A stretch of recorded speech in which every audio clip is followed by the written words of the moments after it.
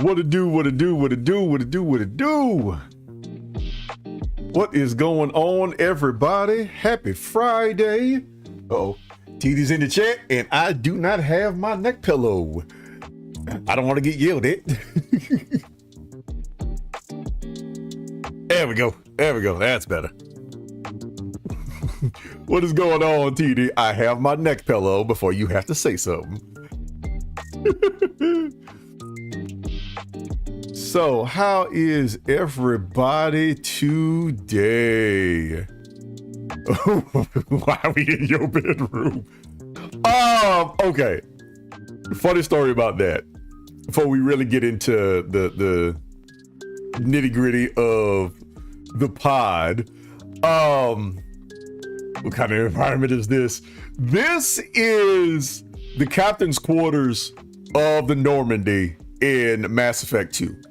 And what I was going to do is, and I'll probably end up doing it next week, but I'm gonna change the background of here in the chat to a coffee shop, which leads me to what this part of the stream is about. This part of the stream is called, oh, let me do something real quick, because let me do this.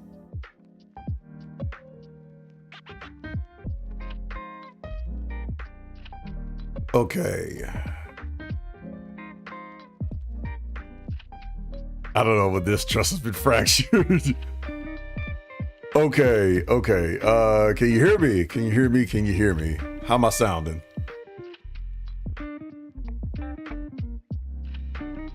Instead of the audio just completely disappearing.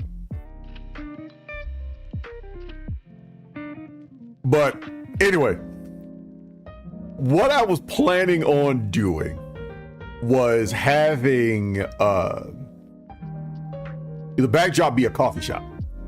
But I couldn't find a good one that could really suffice for this type of situation. And there's no place in Mass Effect that can suffice for what I'm trying to do. A little muffled, but pretty good over the music. Oh, I am muffled. That's interesting. Okay, let me see. Appreciate your feedback, TD. Let me, no, that was on. All right, let me turn that. How do I sound now?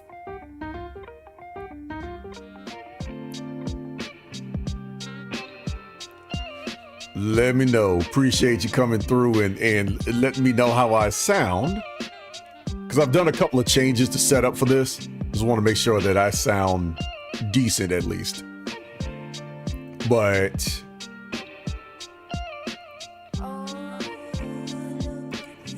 I mean, I sound decent to me, but of course, y'all the ones that's gonna have to listen to me for the next 3 or some change hours. But anyway, cool. Appreciate you.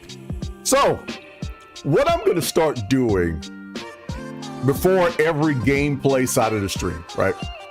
From here on out, what I'm gonna be doing is the stream, when I put it out, is gonna be split up into 2 parts. The second part of the stream is going to be the actual gameplay. So in the gameplay side of it today, we're going to be doing the loyalty missions of, let's see, Jacob, Miranda, Zaid, and Kasumi. So we're going to be handling those 4 today. But before then, there's a reason why the music is playing the way it is. I'm doing something at the beginning of the stream I like to call now. If you've been paying attention to my Instagram and Twitter, I'm starting something new called Coffee Cup Fridays. To where we're going to be just talking about just random, whatever comes to mind for about an hour.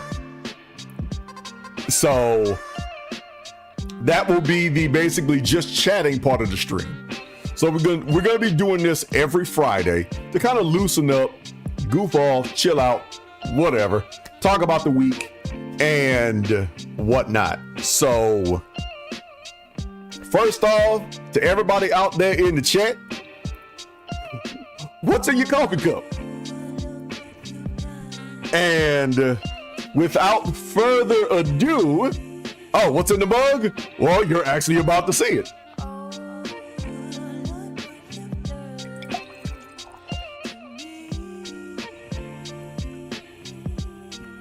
I got my, of course, trusty buy.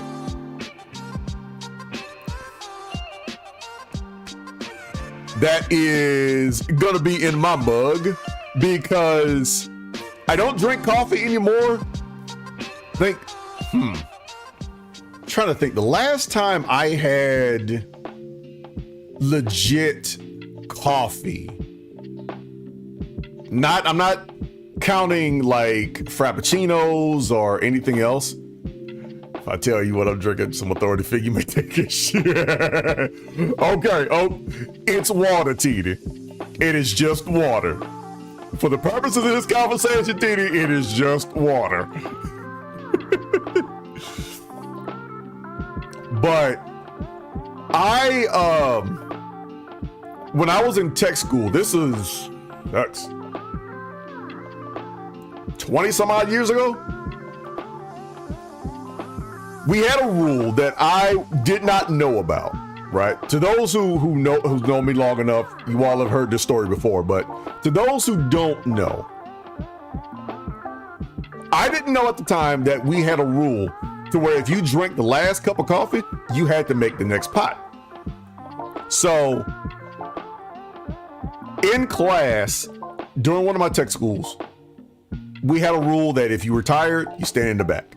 So I stood in the back. And one of my bosses one of the class leaders or whatever, told me, get yourself a cup of coffee. That'll hopefully keep you awake. Because at the time, I was really not a morning person. I don't really consider myself a morning person now, but let's just say my 11 o'clock streaming was not as good as my 1 o'clock ones. Let's just put it like that. So anyway, so I make the cup. That's when the boss tells me I have to make the next pot of coffee. I said, I've never made coffee before. Are you sure you want me to do it? And he's like, it's not that hard. Make coffee. If I made coffee, I'd be dishonorably look. I was wondering if I was going to be dishonorably discharged. So I have this rule when I tell you something, like when I tell you I am not particularly skilled at a certain thing, I ask you 3 times, are you sure you want me to do it? So that if it goes up in smoke, I will tell you, I told you I do not make coffee. So I asked the boss 3 times. He was getting more and more annoyed. He's like, you know what? I don't care. Make it. Okay. Let me put it to you like this. I made the coffee. Boss comes over, takes a swig of it, and he's like, what is this?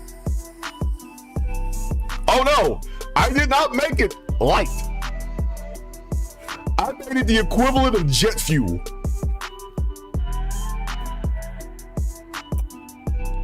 He basically told me I am not allowed to make coffee ever again. Or at least I'm not allowed to make coffee without supervision.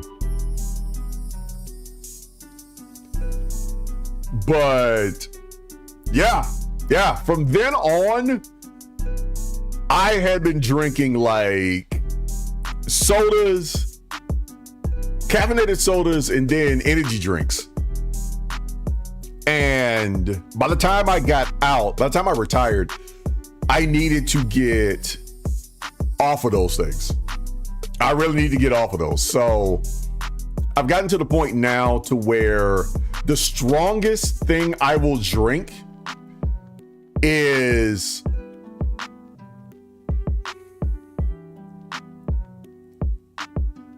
a yerba mate, or maybe once a quarter I'll have a mocha frappe, but that's about it. So I'll have a mocha frappe like once every 3-4 months, somewhere around that. So that's the strongest thing I drink. Beyond that, I drink Bice. That's it. Cause, oh boy, drinking Red Bulls, I hated what it did to me. I absolutely hated what it did to me. But the good thing about drinking Bice though is it gradually brings your energy up, but I've never had one of those like serious crashes later. And FYI, no, this stream is not sponsored by Bai or anything else. I may need to pull up somewhere real quick. But yeah, it's not one of those things to where like it hits the gas and we're going to the doggone moon, and then when it wears off, you're like Felix Baumgartner. N7, yeah. This goes into the Mass Effect side of things, but N7 is basically a classification. It's kind of like, I guess, for lack of a better phrase, in the Air Force, we have these things called AFSCs. And like, for lack of a better phrase, we have one of the classifications, or one of the job titles. AFSCs is basically Air Force Specialty Code, right? And one particular one is called 3EOX1. That is the specialty code. What the X means is it's a placeholder for a number, right? You have the one level, 3 level, 5 level, 7 level, 9 level. Okay. Higher the number, the higher your classification, right? What N7 basically means, it's both in a nutshell, it's kind of your specialty code and also your skill level all at the same time. N7 is among the highest when it comes to essentially your soldier ranks, right? So what Commander Shepard is, or in this case, Kurt is a graduate from the N7 Academy. So his soldier classification, not his rank, but his soldier classification is the highest in basically his field. That's what N7 is. But yeah.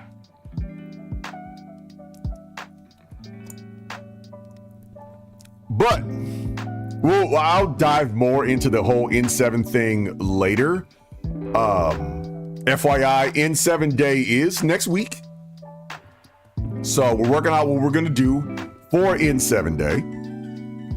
But that's whatever, however. That's a whole nother story. But what made me come up with the Coffee Cup Friday conversation today was, if you follow me on Twitter, I reposted a tweet from one guy. I forget his name, but if you look at my my likes and reposts or whatever, you'll see it. But I'm a Final Fantasy fan. I'm a Final Fantasy 14 fan. Regardless of how much you notice me play Mass Effect and whatever, I have been a Final Fantasy fan since the first, right? But I play 14 right now. And November 1st comes around. And this guy puts out a video of this safe opening up with one of the Final Fantasy 14 boss themes playing. And you see this block of ice with a person in it. And the clock hits midnight on November 1st. Camera zooms into this block of ice. The figure starts moving, and it's Mariah Carey with her arms stretched out going, "It's time." You just start reading the comments going, "Oh no, no." So it made me come up with the question. We maybe put up the question on both Twitter and on YouTube. When is it appropriate for you to start putting out or to start basically indulging in Christmas music? And the choices were, you can check it out on the community tab in on my YouTube page, or you can check it out on my Twitter as well. But when is it appropriate for us to start listening to Christmas music? November 1st, December 1st, July, because apparently Christmas in July is a thing, or I think in one of them I said Mariah Carey every day. So, chat, what do y'all think? You know, and if y'all watching this later on in the comments, put it out in the, later on, when I'm done streaming, put it out in the comments. Like, when does Christmas music season start for y'all? My personal one is, it has to be after December 1st. It has to be after December 1st. Because I am a big believer, apparently, commercially, Thanksgiving isn't that much of a thing anymore. It's just the day before Black Friday. Whenever it hits me. So you're so I'll take it, TD, you are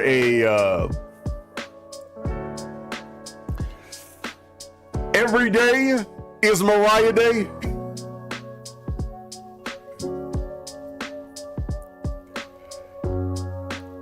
I don't know, like, like Christmas time, like holiday wise, right?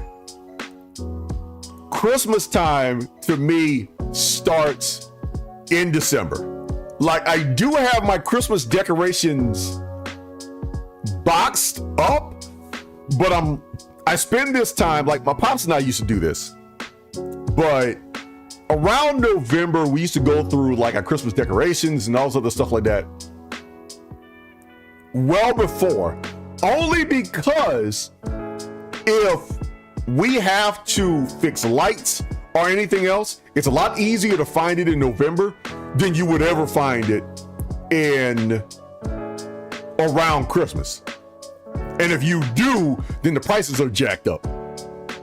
Yeah, you know, I use Mariah as kind of like the placeholder or whatever, like basically Christmas music whenever it hits.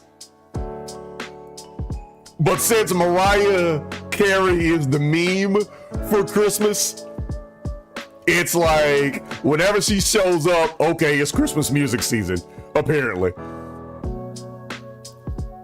But yeah, we used to around November, we used to go in and make sure everything works. But we don't start putting stuff out until December, right? So that I'm kind of carrying on that same tradition. I'm going through all my lights. I'm going through all the stuff that I'm going to put out and all this other stuff like that. And I'm doing that before December. So where if I have to fix stuff, I have time. But I'm not putting out a single thing until December. Then I can start, then that's when music, Christmas music season starts with me. But I am a proponent to the almost forgotten holiday of Thanksgiving. I do believe in Thanksgiving. If nothing else, Thanksgiving is a time to, yes, give thanks, but it's also a time to reflect. It's also a time to relax. It's also a time to catch up with people. Even if it's that one time out of the year, you catch up with them during Thanksgiving. So if you don't do it for any other time of the year, Thanksgiving is the time you tell people how much you appreciate them. And stuff like that. I put a very hard line between Thanksgiving Day and whatever Black Friday is. But I don't know, maybe I'm a bit of a traditionalist when it comes to it. But later on in the month, I'll tell some of my Black Friday stories. But I am one of those ones that I'm not a big fan of, what's the word I'm looking for? I'm not a big fan of Black Friday. I'm not a big fan of like the whole standing in line, I got to be first and blah, blah, blah, blah, and all this other stuff. I'm good. I kind of just want to be at my house, right? But yeah, put it in the comments, like, when does your Christmas music season start? Secondly, what is your favorite Christmas song? Out there in the chat, TD, what is your favorite Christmas song? Mine has always been Silent Night by the Temptations, mainly because that was when my pops and I used to listen to a lot of Christmas music. And that was the one song, that was his staple song that I remember that he would end up playing. And the end of the song stuck with me even all these years later, right? Like, I was listening to Silent Night by the Temptations. I think I was in my single digits, And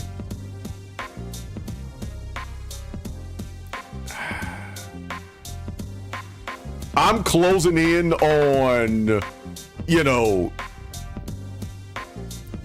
like, I'm in my 40s now. And that song still resonates with me, especially at the end when you hear him going, "Merry Christmas from the Temptations." And that sticks with me. That song will continuously stick with me. And I love it. I absolutely love it. So when it comes to Christmas music, that is the one song that I always have to start with when it comes to my Christmas listening. And even then, I've never been really that big of a Christmas music enjoyer. I listen to different songs. I listen to certain songs, but my wife is slowly getting me back into the somewhat festive spirit and whatever. And that's more because I've spent a lot of times like overseas for Christmases and deployed and things like that. So Christmas was more work, if anything else, right?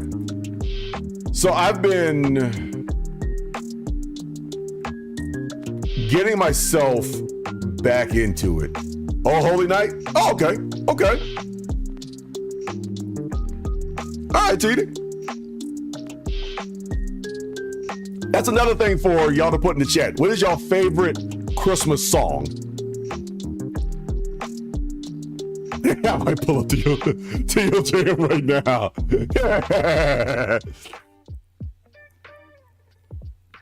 But here's one thing I did not know. I may be dating myself to some of y'all, but have y'all ever heard of Kurtis Blow? Kurtis Blow, the guy who sings "Basketball, we're playing basketball." What I did not know, in doing a little research before this video, he actually had a Christmas song. That I did not know, and I was completely thrown off. I learned to play the Temptations Silent Night on the piano. Oh, wow, really? Really? That I did not know. So, are we talking a TD Jam session?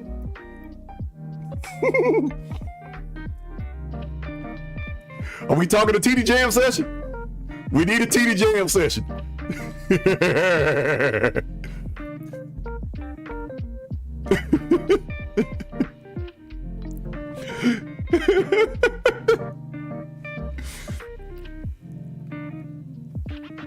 TD piano solo. But yeah, I was thrown off. I was not ready for seeing Kurtis Blow with the actual Christmas song. And if you've listened to Kurtis Blow's Basketball, his Christmas song is about what you expect. And that song is like 8 minutes long. But let me see, when did that song come out?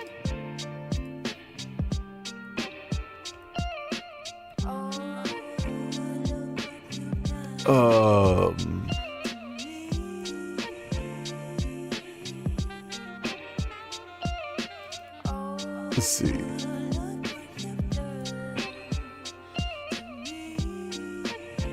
Let me see. When did that song come out? I completely forgot off the top of my head.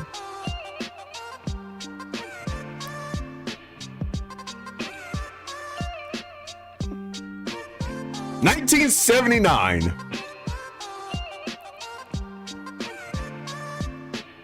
Yeah, that song came out in 1979.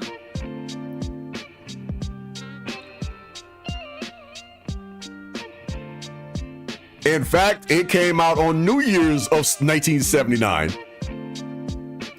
But it is what you expect a Kurtis Blow song to be.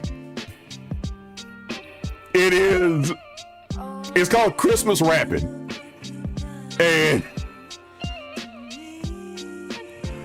oh boy.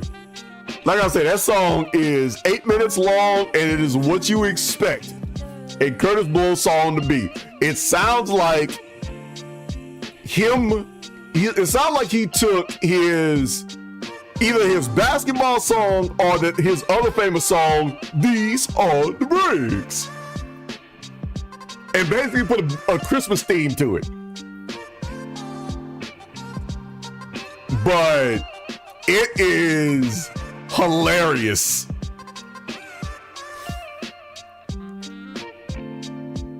But speaking of Christmas music, we brought it up earlier about Mariah Carey. Here's a question for you. I wonder how much she knows how memed she is when it comes to Christmas songs.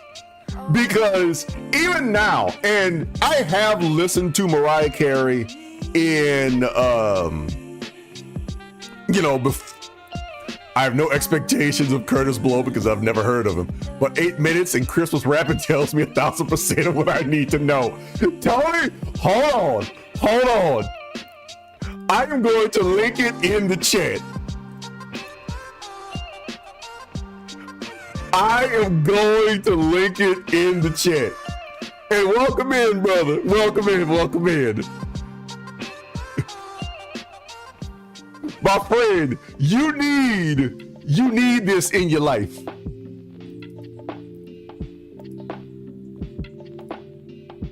You need this song in your life.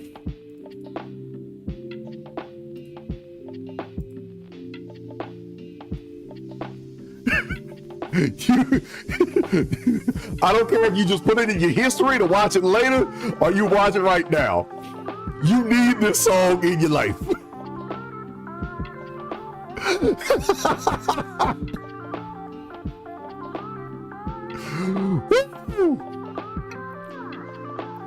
But Tony, welcome in. Before you got here, I don't know how long you've been here, but we were talking about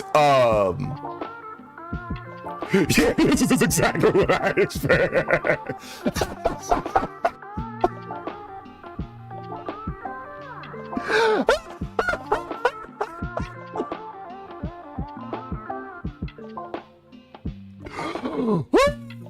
Yes, indeed. Now you know everything about mainstream Kurtis Blow just from that song.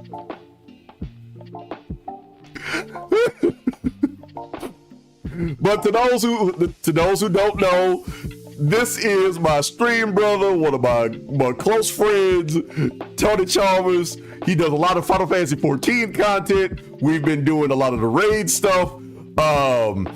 He's been getting dubs in the Fall Guys collab in FF14, so check him out.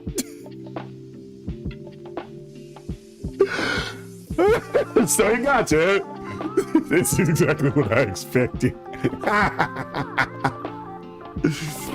Yes. So now you know everything about Kurtis Blow. But before you got in, Tone, first off, welcome to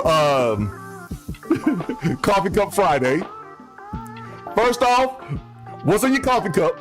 Because I know it's still close to morning for you. It's still technically morning for you. But what's in your coffee cup? And secondly, favorite Christmas song. What is your favorite Christmas song? And what got me here is there was a tweet that somebody put one of the FF14 boss themes on and they had Mariah Carey locked in a safe, stuck in ice. And when the clock hit midnight on November 1st, she breaks out of it going, "It's time."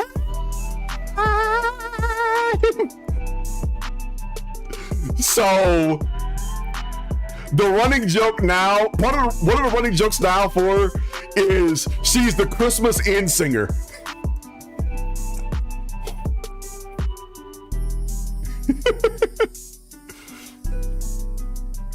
But I am glad you are here, my friend, because I know my next topic you will definitely be able to dive into. But we are in November now, so we all know, weather changes and blah, blah, blah, blah, right? So considering we both are on different sides of the weather patterns, let me tell you something. It is hilarious. And I thought about this a couple of days ago, right?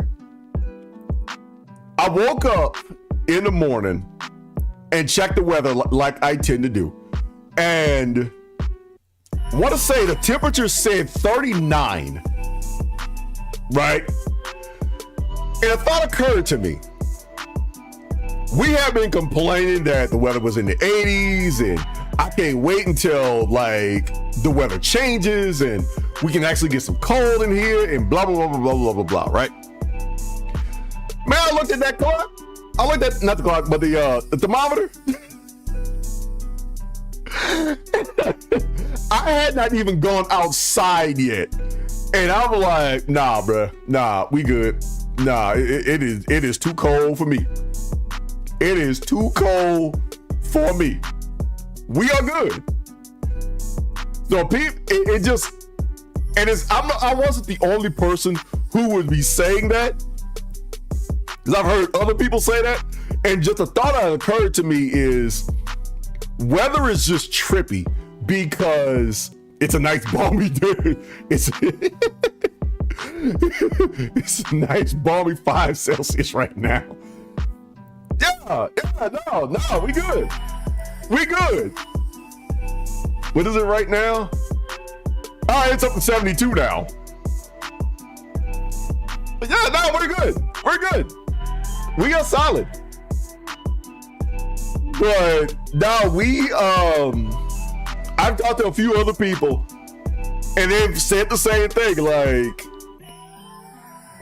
I can't wait for the cold to get here and whatever, because I'm tired of all this heat. And then when the cold comes, it's like, nah, we good. No. I was playing. I just wanted it somewhere in the 70s, nice and cool. Give me the low 70s all year round and everything will be fine and whatever. So a thought had occurred to me is that people will complain about the cold or complain about the heat until the cold comes and then beg for the heat to come back. And then when the heat shows up, they're like, man, I wish it was 41 right now. I mean, look, people, y'all need to quit lying to yourselves. Y'all need to pick one temperature and just wish for that. That's it.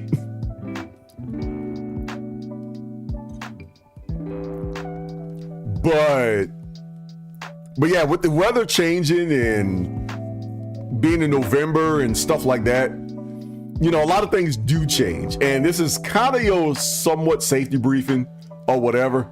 I don't know how it is up there in where you are, Tone, but I know down here we used to make this joke when I was at work that you can tell it's wintertime because you wake up in the dark and you come home from work in the dark, right? So one of the things I got accustomed to during the summer is that I can go for a walk right now. Right now, that is the temperature for me. January is gonna get me negative. Oh, no. Look, hey, Tony, Why don't you know, maybe you can talk to Giselle and tell her, you know, just give me a little bit of a grace period, you know, instead of -40, maybe -30. Give me spring and fall. Summer and winter are kind of dumb. You know, most people will think that. Most people will if you had to poll people and say, if you had to pick 2 seasons, what would you pick? I honestly believe most people would say spring and fall. You know, decently warm and then a cool period. But considering where the both of us are, we either get somebody set it on broil, or somebody said literally Shiva is sitting in your living room. Nah, we're good. We're good. But no, like, I mean, Tony, you and I have talked about like weird weather patterns, weird weather stories, and stuff like that. Like, I think you said something on the lines of, in the morning there was like snow all over the ground. It was snowing in the morning, and it was like midday. By midday, you had to take off your jacket. And it was like after lunch, it started hailing or something. Yeah, I know places that get hotter and colder than here, but I don't know anywhere that has the same delta between hottest days and coldest days. Look, let me tell you something. I know we're talking about cold, but I'll give you one. I'll give you a story, right? We were freezing rain and hail is a whole nother thing. Yeah, no, we're good. We're good, my guy. But we were coming home from Iraq, right? And we were literally on the or not on the tarmac, but we were in the temporary billets, getting ready to leave and stuff like that, right? So I had all of my hot weather gear and stuff all packed up and all this other stuff, right? And the way we worked it was we were going to fly from the deployed location to the hub. And when we got to the hub, all of our luggage would stay there. Right? Stay there, ready to go, and blah, blah, blah, blah. And I think we left like the day after. So this is November timeframe. It was not long before Thanksgiving, to be honest with you. So I put all my hot weather gear because it's like, it's November. It's going to be at least chilly, if nothing else. Right? So I put all my stuff in there. We fly out, we get to the hub, right? And one day I'll tell that story because that is a story in and of itself.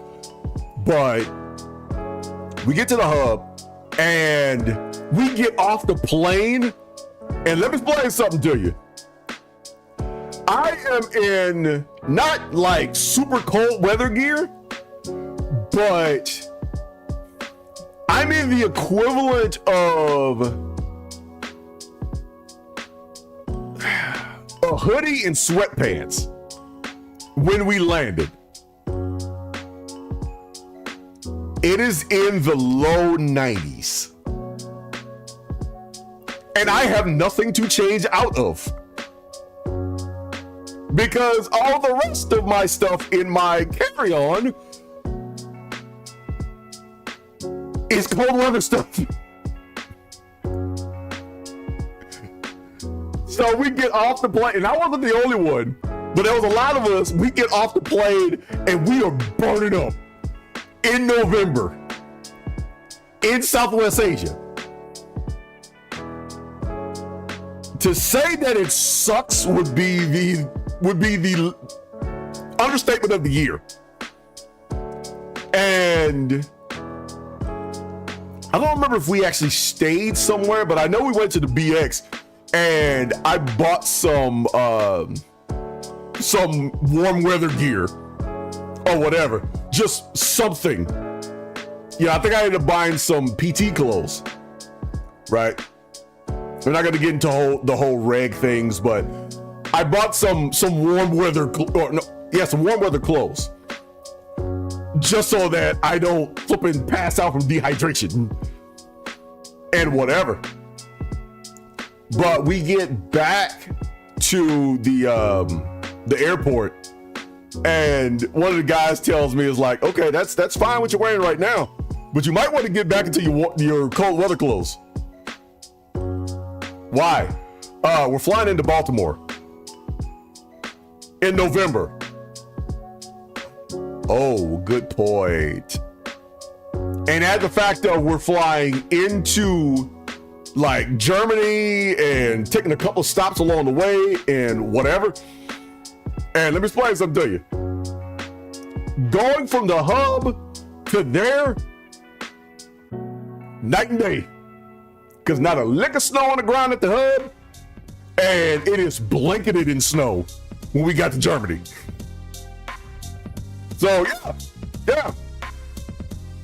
I spent that money on PT clothes just for a few hours, and it was worth it. But one particular day where it's just hottest days and coldest days in one area, I can't really think of one. I really can't think of like one place that's the hottest place you can get to and the coldest place you can get to all at the same time. And I do say that as it's relative, because living in South Dakota for 4 years, 50s was fairly warm to me. But of course, when it's like -14 for months on end, like we literally had April or snow in April. But yeah, like people will complain when it's hot. I wish it was cold.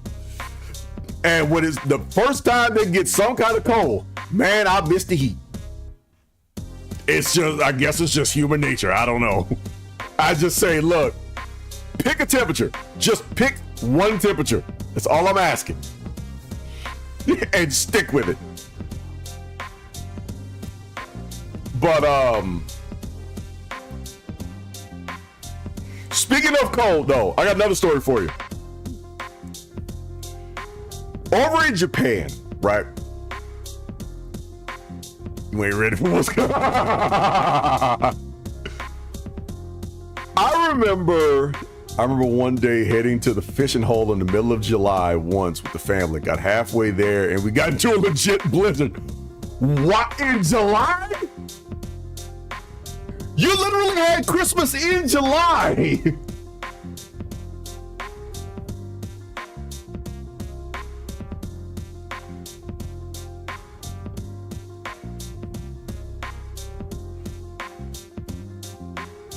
Like 2 inches of snow by the time it ended.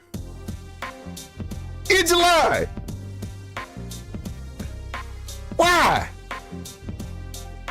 Why? Bro, talk to Shiva. I'm telling you this now. Go talk to Shiva. Go talk to Yazel. I live in the mountains. Go talk. Listen to me, my friend. I'm telling you this as your friend. Go talk to Yazel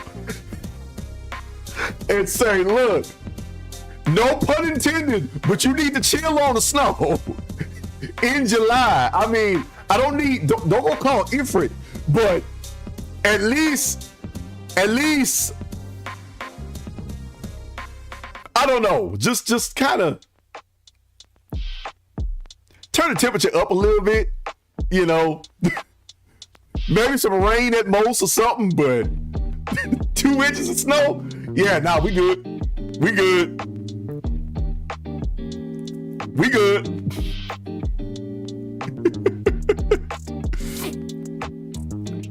But man, when I was living over in Japan, we had this rule in the dorms, right?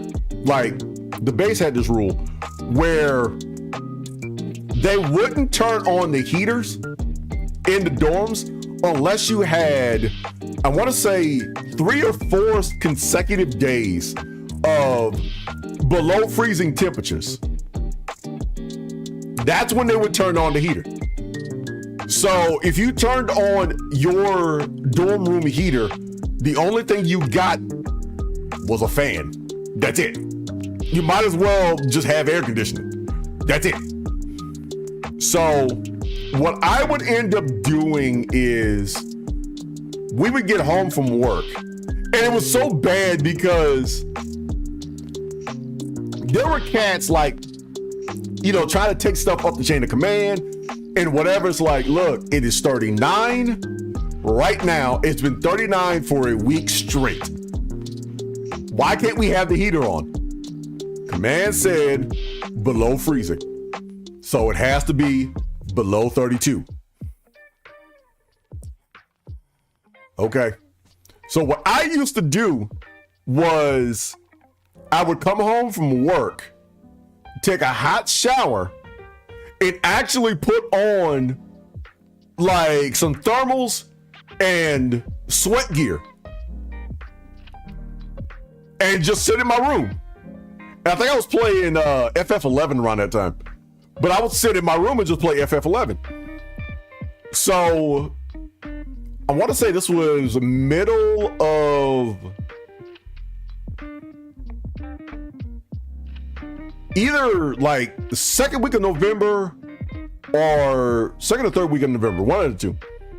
But one particular day, I had just quit looking at what temperature it was anymore because we would get 32 2 days in a row, then it'd be like 35. And it's like, well, that breaks the streak. So one particular day, I come into my to my dorm room, and it's cold as all get out, as usual. So I'm like, all right, whatever.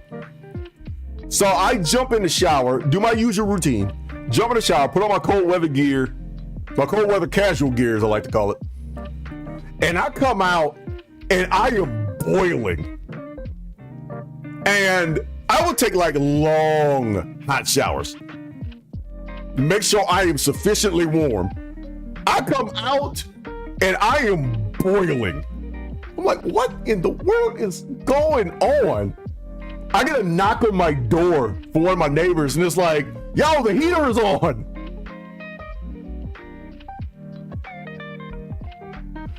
I was so hot, dude.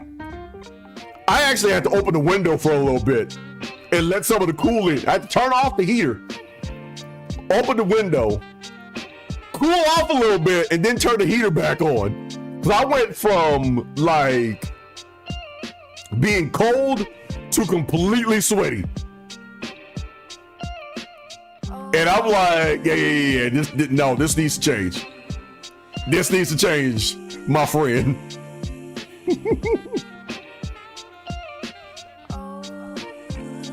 But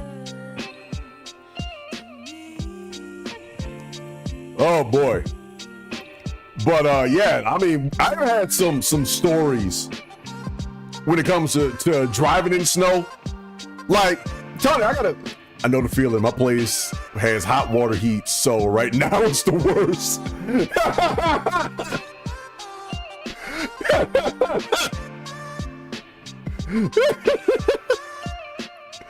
Oh yeah. Nah, I remember my thermostat is set to 20C, but heat bleeds from the walls. It's making it like 30. So I have to leave the windows open. Yeah.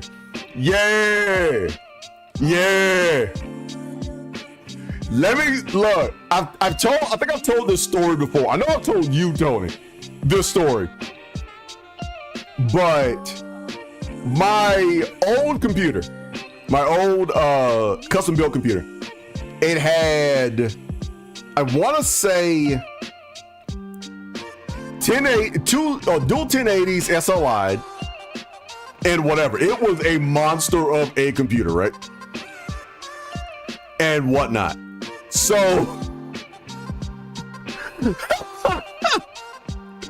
unfortunately, the regular fan stuff, the regular stuff that came with the computer, like the silicone cooling and all the stuff like that. The name escapes me of what it's called, but the usual cooling for the CPU and stuff like that, I wasn't cutting it. It was not cutting it. My computer was set up, like when I would look at the BIOS, my computer was blowing out somewhere like in the high 90s, right? And I was playing WoW. I was part of a raiding guild around that time. And I would tell people for a while, I said, look, I can jump in to tank, to be the off tank for the raid. But let me forewarn you, I still haven't figured out my cooling issue for this computer. So pray that my computer doesn't overheat, right? On non-snowing days. Now, if it was snowing outside, it's like, hey, how's your computer? I told him, like, hey, it's snowing outside. We good. Like, literally, I never turned my heater on in my apartment. I never turned it on. It was so hot to where some days I would leave the computer on and go to the other side of the apartment and go to sleep. And I would be nice and comfortable sitting with that flipping heater on. Finally got the liquid cool system put in and blah, blah, blah, blah. And then some days I would just look at my BIOS and it would say in the 70s. And I'm like, that is beautiful. Unfortunately, that's when I started turning on my heater.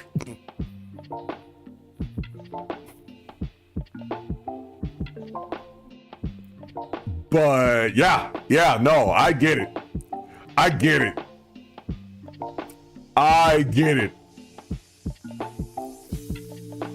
But one of the last things I want to talk about though is what'd you have for a CPU? Pentium Diablo. I don't remember what my CPU was, but this was in, when did I move to that new apartment? I built that computer in 2011, and I think I ended up paying like $1,400 on parts. And looking at the specs for it, like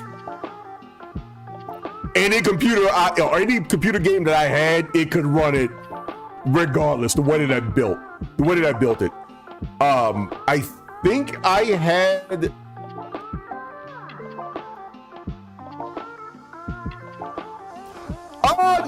not anymore. I do want to get back into it. I do maintenance on it. Like my laptop that I'm messing with now. I did do some more work on it. There's more work I do want to do with it. Oh yeah, considering the heat that was getting put out, yeah, it was. Pentium Diablo sounds about right. But it wasn't just that. It was, I had 2 video cards in there putting out a bunch of heat. So that computer was not cold by no stretch of the imagination.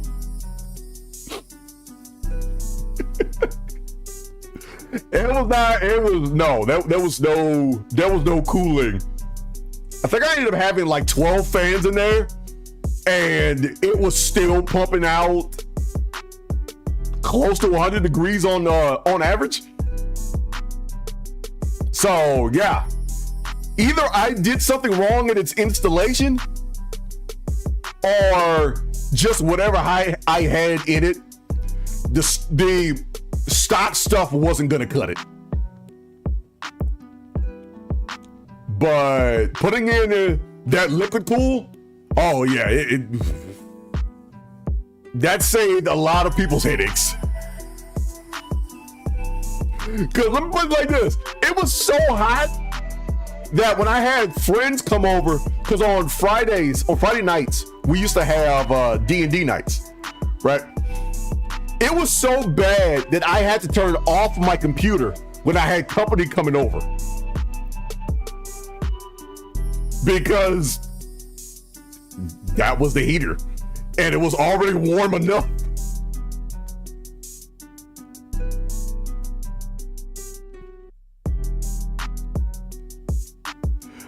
If you had 12 fans and was pumping out 100 degrees and the case was so bad, I've seen cases where fans are meant for decoration. Yeah, I've seen some of those too. I might have went, I would say slightly below average on the case, because I think I was just looking at size and whatever, but I mean, I was still learning about it. I was still learning about putting in or building computers and stuff. Like I said, it might have been, usually the awful ones aren't cheap, weirdly enough. Yeah. But I think it was more of builder error than anything else.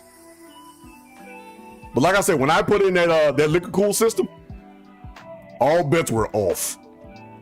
All bets were off. Like, I would just sit there and look at my BIOS and like, this is a beautiful thing.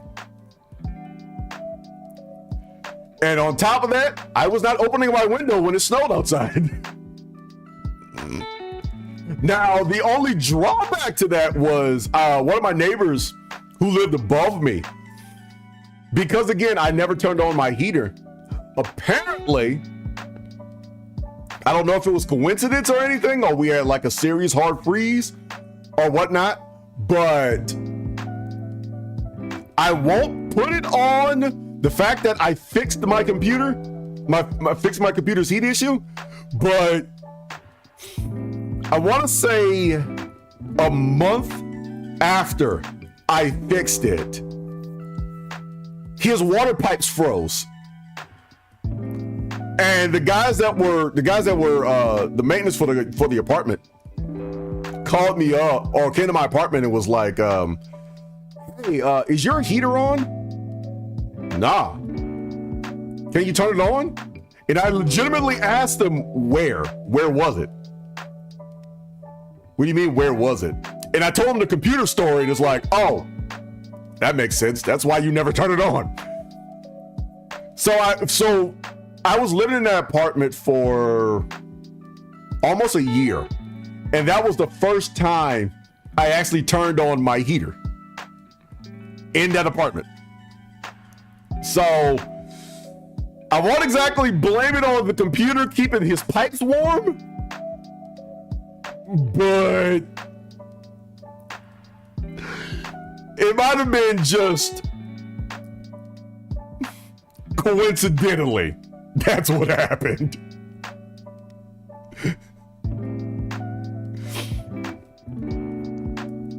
But yeah, I got some snow stories, bro. I have some hilarious snow stories. When we get like later on in the month, we can start talking about like some more snow stories and Christmas stories, because I have some Christmas stories.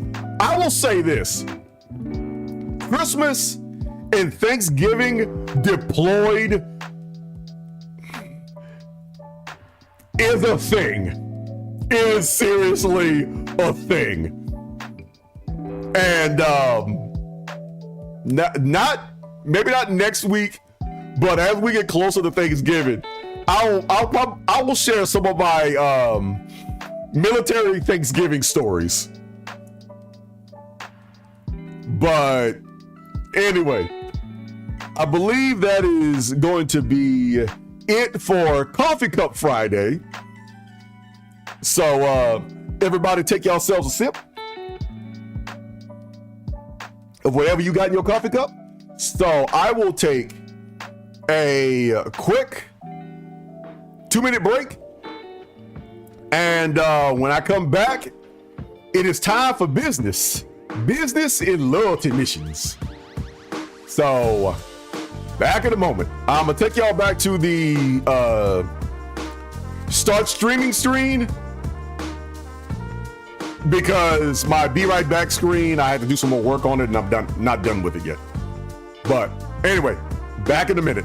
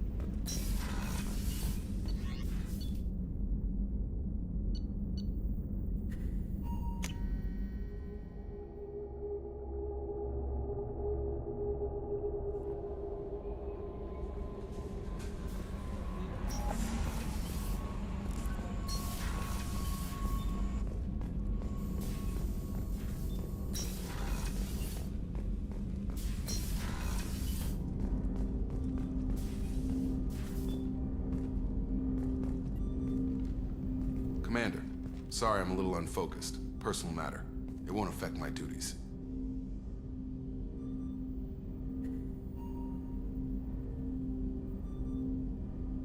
Always have time for my crew.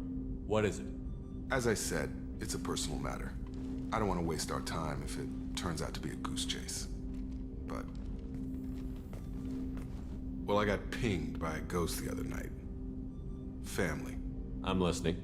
My private log got an update about the Hugo Gernsback, the ship my father served on. It sent an SOS last week, reporting a crash and requesting a rescue. Shepard, that ship went missing 10 years ago. I hadn't talked to my father for 3 years before that. I've buried everything but a body. I'm not convinced it isn't just some automated distress signal ticking over. It's been too long. I think you'd be more excited that your father might be alive. He wasn't around enough for me to have bad memories. It's an old, well-healed wound. But if he's actually alive and needs help, I also want to note that it's not normal procedure for distress calls to be routed to the Normandy. This was passed to my personal log through Cerberus filters.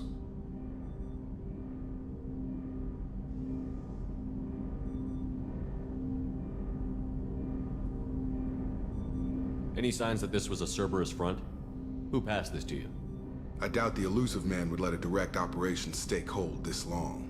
If there's a link, it's probably just about money.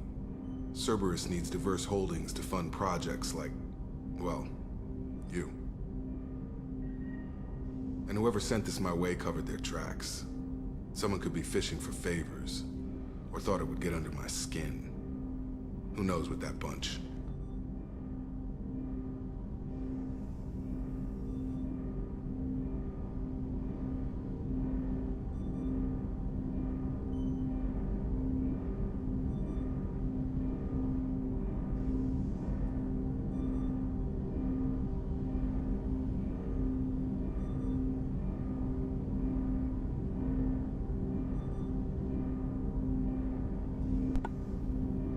My bad. Sorry for that. Like I was saying, welcome back. We're working on Jacob right now. Good job, Dirt. But the funny thing about when I think of Jacob is so many people say, okay, well, he's Mass Effect 2's version of Kaidan type thing. And while I can see it, I kind of lean oh no. I lean more towards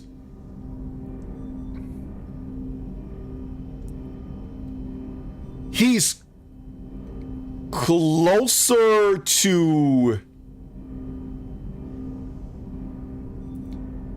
early ME1 Garrus more than anything else. Like, he wants to do the right thing, but he knows regulations always end up shutting him down.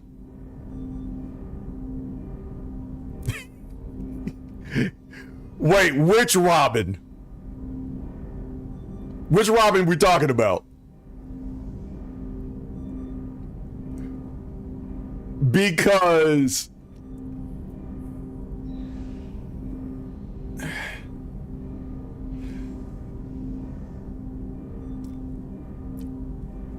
Jacob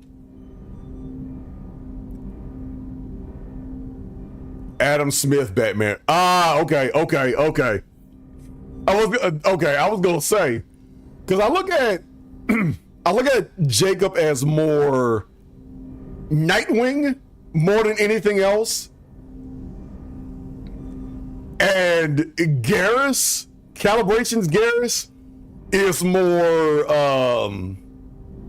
Red Hood. Like, I look at Garrus as more Jason Todd.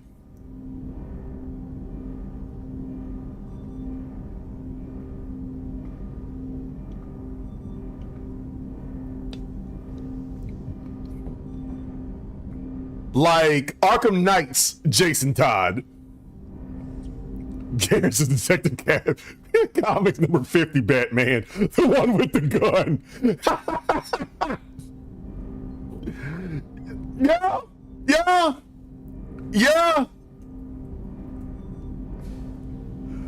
You know, the funny thing is, you bring that up, I wanna, in my, when I do my ME1 playthrough again, I do want to get the Colossus armor for Garrus and keep his helmet on for the entirety of the game, solely because he's gonna be Red Hood. I'm just gonna dress him up as Red Hood.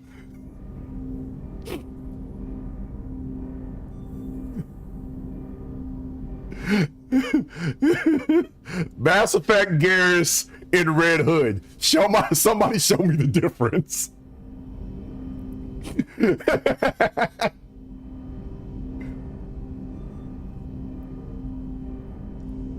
But yeah, he comes across as kind of like they took some characteristics from Garrus and put it on put it on Jacob, like, because remember, he was from Mass Effect Infiltration, the mobile game. And he did foil a plot to put in a disease to ravage the Citadel and stuff like that. But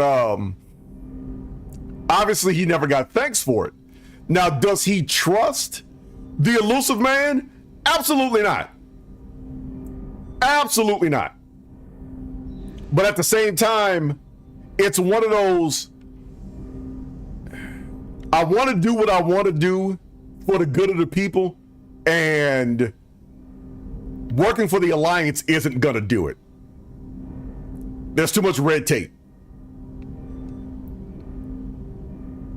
You didn't get along with your father? He made no apologies, I'll give him that. You make a mistake, you own up to it. Even if you keep making it. Whatever problems we had were a lifetime ago. I've had 10 years to get to where I am.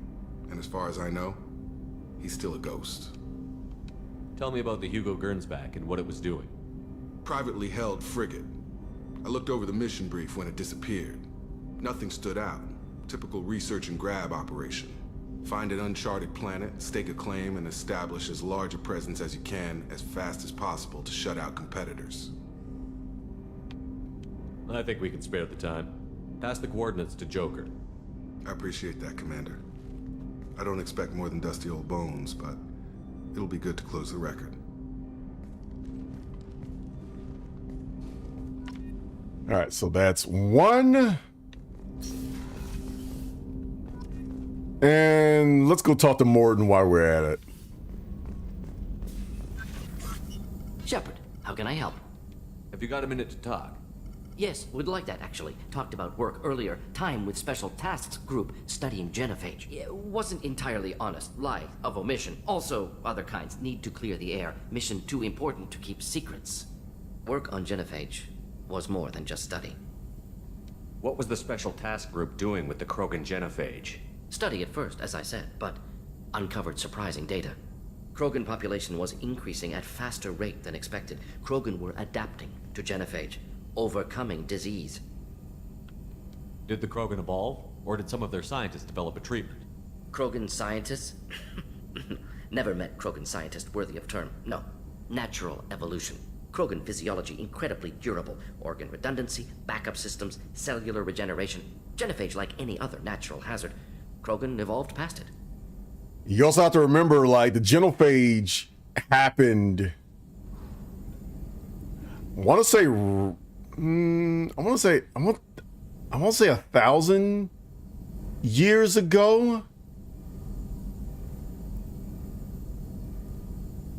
In fact, let me look this up right now. Make sure I'm not lying.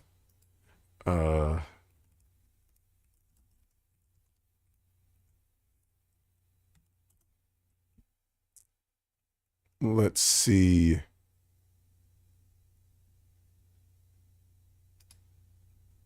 Trying to remember when it happened. I don't remember off the top of my head, but it was during the Krogan rebellions.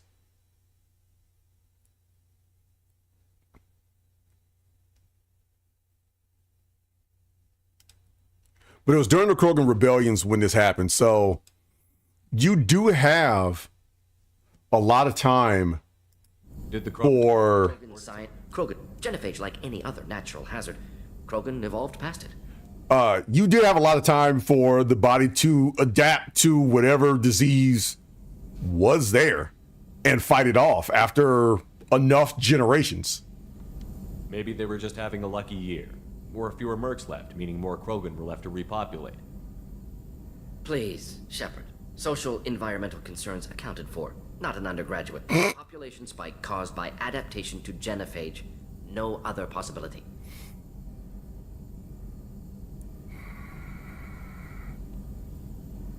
My head is saying, oh, you know, hey, maybe that's good news. Or whatever, but I'm going to say neutral for right now. What did it do when it learned that the Krogan were overcoming the genophage? Personally led a science team. Geneticists, chemists, sociologists, mathematicians. created new version of genophage, released it on Tuchanka, other Krogan-centric areas, restabilized Krogan population. Me 120, yes, 710. So yeah, I kept thinking like during the Roman, still during like Roman times and all this other stuff like that. I just couldn't remember where the Roman times thing kicked in my research. But yeah. So 1,500 years is a long time for a body to adapt to it. You never considered other options? Hundreds, thousands. Modified genophage offered best outcome. Stabilized population, avoided publicity that could incite Krogan anger, averted potential genocide or devastating war. Best solution for whole galaxy, Krogan included. If the Krogan are so dangerous, why not just sterilize them outright? Not a war criminal, not a murderer, genocide unnecessary. Krogan as a whole, violent, aggressive, still have outliers, worth saving. Genophage modification protected galaxy, allowed Krogan chance to survive. Everyone wins. Good for us, good for them. How did you distribute the modified genophage? Covert drops, hospitals, clan centers, water supplies. Very difficult. Few Solarians on Tuchanka. Team got caught a few times. Had to fight free. Messy. Better when things went as planned. How did your genophage modification work? Krogan evolution attached garbage genetic code to genophage attack sites. Modification created other areas for garbage code to connect. Left sites clean, capable, running smoothly.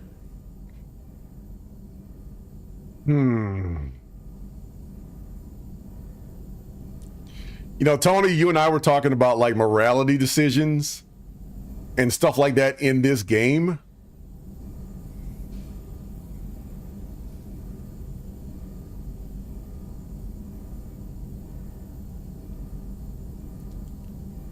And we talked about like some of our differences. I'm not necessarily a bleeding heart. I can be a sap, but I'm not necessarily a bleeding heart. But in this particular case, I can't say what you did was wrong, because you're also dealing with a person that potentially found a cure for the Krogan genophage and blew it up with a nuke.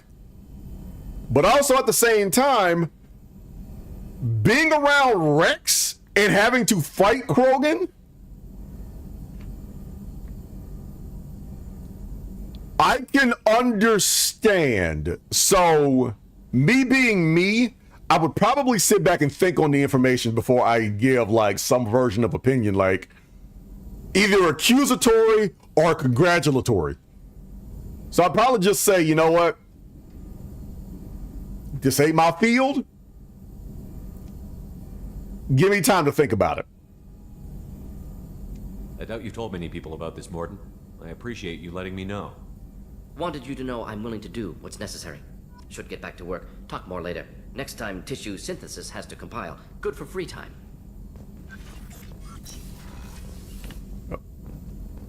Back this way.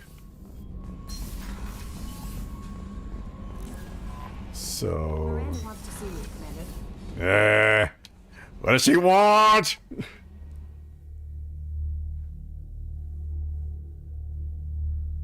What do you want, Miranda? Go away now. So we'll talk to Krogan are weird. Uncle Rex was alive during the initial genophage, yet they apparently have had birth rates in the hundreds per year per mating pair. I don't know, dude. I don't know. But it's Uncle Rex. It's Uncle Rex. Uncle Rex is not a Krogan. Uncle Rex is Uncle Rex. That's all I can say. Shepard, I find myself in the unpleasant position of asking for your help. I don't like discussing personal matters, but this is important. Miranda, you're one of my crew. Tell me what's on your mind. My father was extremely wealthy. He wanted the ideal daughter, and he paid a great deal to genetically tailor me. When I learned that my father was more interested in controlling a dynasty than raising a daughter, I left. How did your father take that? He was less than pleased. Several of his security guards were injured in the process. He knows not to come after me. But this isn't about me.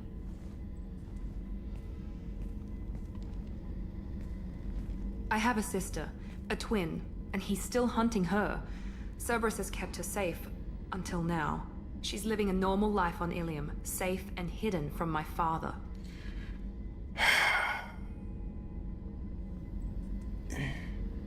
You know, I equally feel bad for Miranda, but yet also commend her for making the, I guess for lack of a better phrase, the best of a bad situation. Because she was literally built different. But who knows how far the genetic modifications went? It could very well be seriously short-sighted. Like, I built the quote-unquote perfect daughter to get whatever I want, but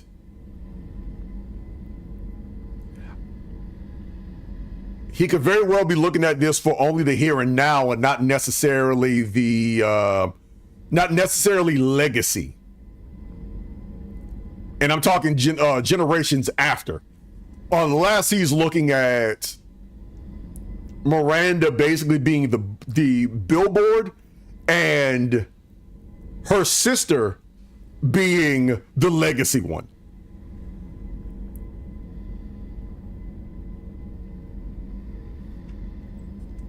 So you think your father has tracked her down? Precisely, Commander. My sources indicate he knows that she's on Ilium. I've tried to keep her hidden without impacting her life, but I'm out of options. He's too close. I need to relocate my sister's family before it's too late. What do you know about your sister? She's my genetic twin. We're identical, but she deserves a normal life, and she's going to get it no matter what. Does your sister's family know about this? Are they okay with being relocated? They know nothing. They're completely uninvolved. Normal. I told Cerberus, and they're coming up with a positive reason to move the family. What do you need me to do?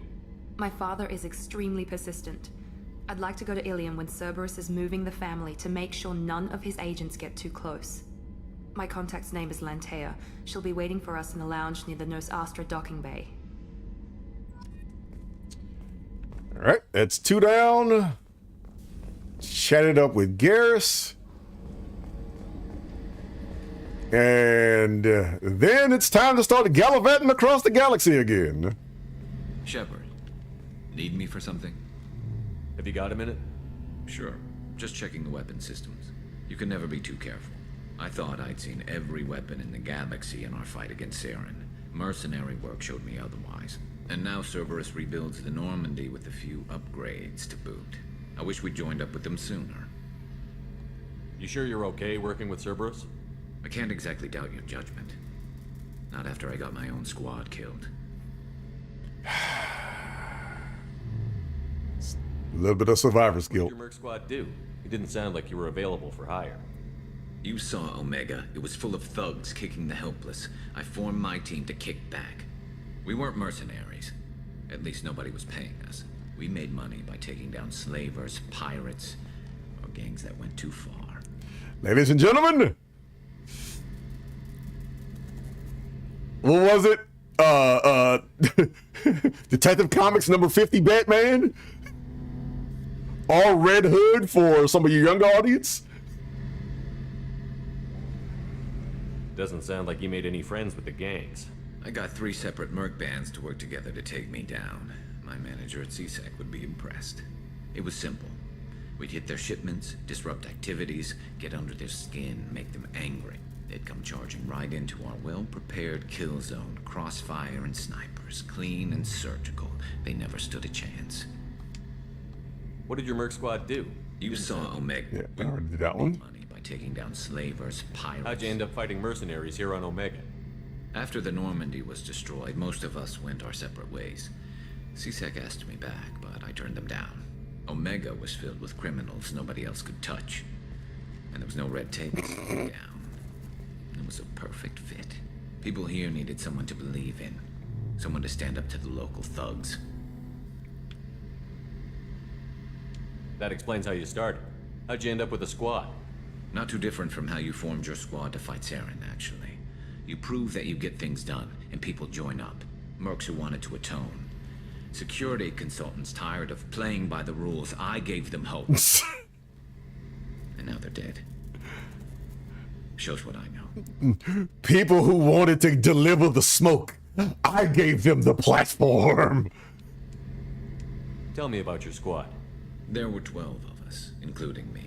Former military operatives, C-Sec agents, the usual.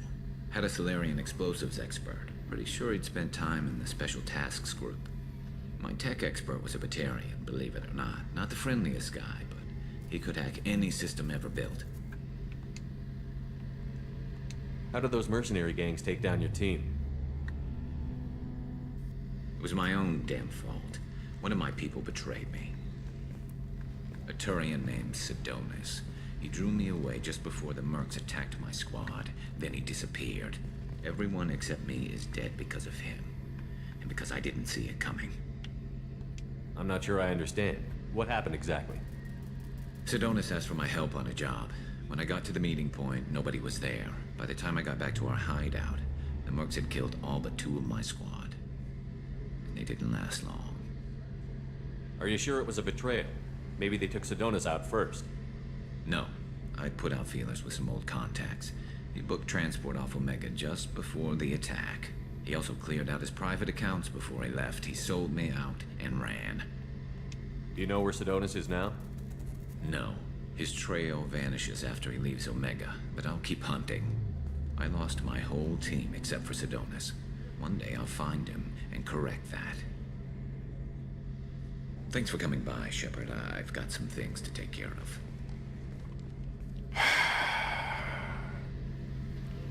Soul wound, man. Soul wound. Survivor's guilt is definitely a thing.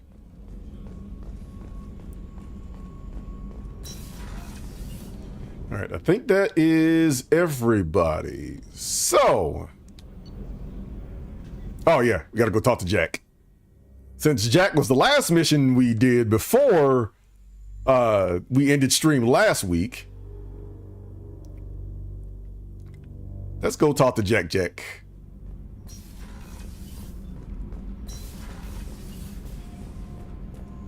And then we can get to business.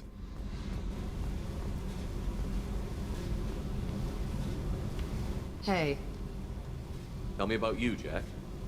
I'm still finding out about me. Thanks for letting me look at these files. If they're helping you, that's good enough for me. Don't be my buddy. You need me to kill for you, I need you for these files. Let's leave it there. Your friends at Cerberus are into some nasty things. I'm gonna find something I can use. I just know it. What if the answers aren't what you expect? I'm not looking for answers. I'm looking for names, dates, places. What happens when you find what you're looking for? I go hunting. Anyone who's screwed with me pays. Their associates pay. Their friends pay. The galaxy's gonna be a lot emptier when I'm done. Woof. And you know, I'm not stepping into that. That's all you. What's your history with Cerberus? They raised me in a research facility. I escaped when I was a kid. Been on the run ever since. And they've been chasing me ever since. But soon, I'm gonna chase them. You think about this a lot, don't you? I go to sleep with this. I wake up with it. Everyone I kill, I pretend it's the ones that did this to me. You don't have to live in this pit, you know. It's dark, quiet, and hard to find. That spells safety to me. You know, this ship is a powerhouse. You could go pirate. Live like a king. I could help. We have to stop the collectors. I don't have time for piracy. No. When this is done, we'll either be dead or out here in space with this ship. Think about it. Lots of creds. Freedom to go wherever you want. And all the mayhem and fighting I could want. What is it about killing that fascinates you so much? I figure every time someone dies and it's not me, my chances of survival go up. Simple. Yeah, I guess that's simple logic. Should go. Yep. Simple logic.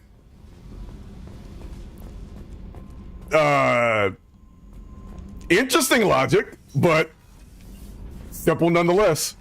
Oh, that's right. That is one more thing Down here to see I needed to do. You're speaking to our commanding officer. I'm touring the ship, getting to know my crew. So I forgot to grab this from. Donnelly handling the power control systems. This is Gabby. That's Engineer Gabriella Daniels, actually. I'm responsible for the propulsion systems. What can we do for you, Commander? Are you set up okay down here? We can't complain. I just wish it didn't take so long to calibrate the FBA arrays. Kenneth, you're complaining. What kind of problems are you having? When they upgraded the Normandy design, they got a bit sloppy with the FBA couplings. I won't bore you with the tech, but there is an array of attenuators in the primary power transfer system that channels the field bleed. Kenneth, you're boring the commander with tech. In short, if we had T6 FBA couplings installed, it'd save us a lot of maintenance time each day. Why isn't something like that already installed? It's probably just a design oversight. Efficiency isn't affected. It's a maintenance issue. Also, the T6 model can be hard to find. Nash and Stellar Dynamics discontinued them. We could probably find used ones in the Omega markets, but we have no time for shore leave. Thank you, Gabby. I was about to say that. Basically, I Will do, Commander. believe they did not teach us that in I believe they did not teach us that in 7 training. That's all I will say.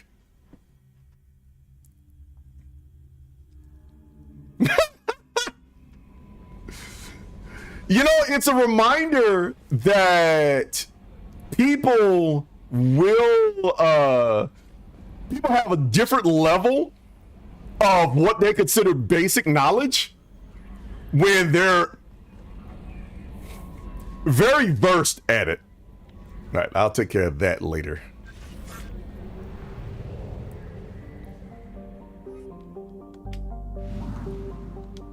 All right.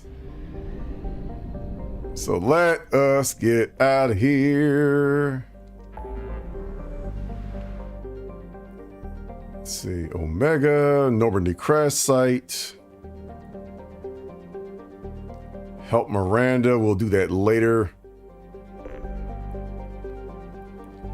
So let's finish. Let's do Casimir first.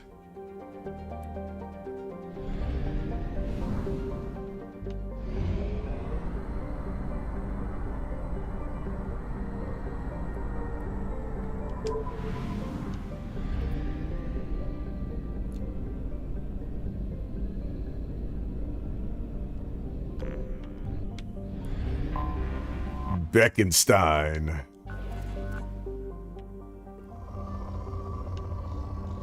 Okay.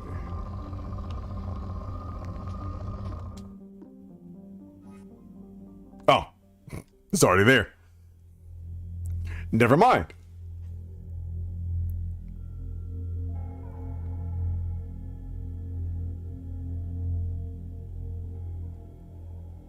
So, Tone, did you get end up getting a chance to do your offline run?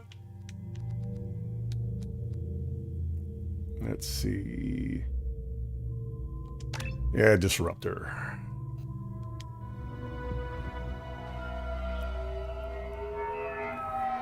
It's time to take care of some business. You clean up well, Mr. Solomon Gunn. Hawk won't know what hit him. I assume Solomon Gunn is my cover? You run a small but talented band of mercs out in the Terminus systems. Precisely the type of person Hawk respects. I took the liberty of giving you a reputation. Papers, witnesses, article in Badass Weekly. Just don't start talking business with him, and you'll be fine. So I get to be Jerome. Remind me, what kind of man are we dealing with? Hawk's a weapons dealer and smuggler. He killed my partner and stole his gray box. Other than that, he's not so bad. Rich, charismatic, willing to crack open a man's skull to get at the neural implants inside. Ooh, it kind of personal there, partner. I take it I'm wearing this getup for a reason. You'd look really out of place at a society party in armor, don't you think? You look great. You should wear this stuff more often. Appreciate it, Cass. Now's probably a good time to fill me in on the details. You have been waiting patiently.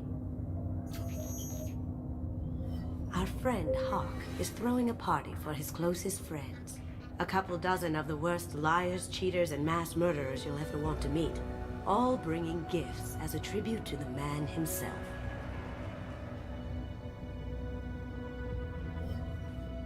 Our tribute is a lovely statue of your old friend Saren, rendered with loving detail and filled to the brim with our weapons and armor. Keep your pistol as long as it's concealed. They won't hassle you over a sidearm. Once inside, we'll make our way to Hawk's vault door, somewhere in the back of the ballroom. Then, we case the security and start peeling away the layers. The statue should be there, waiting for you to crack it open and arm up.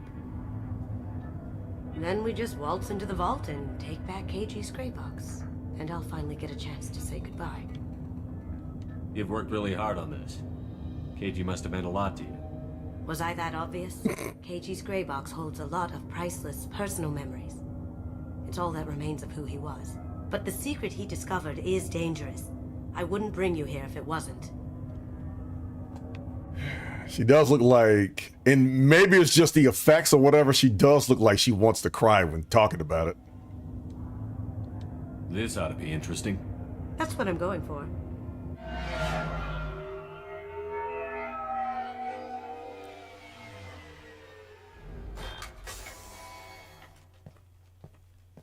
This is our stop.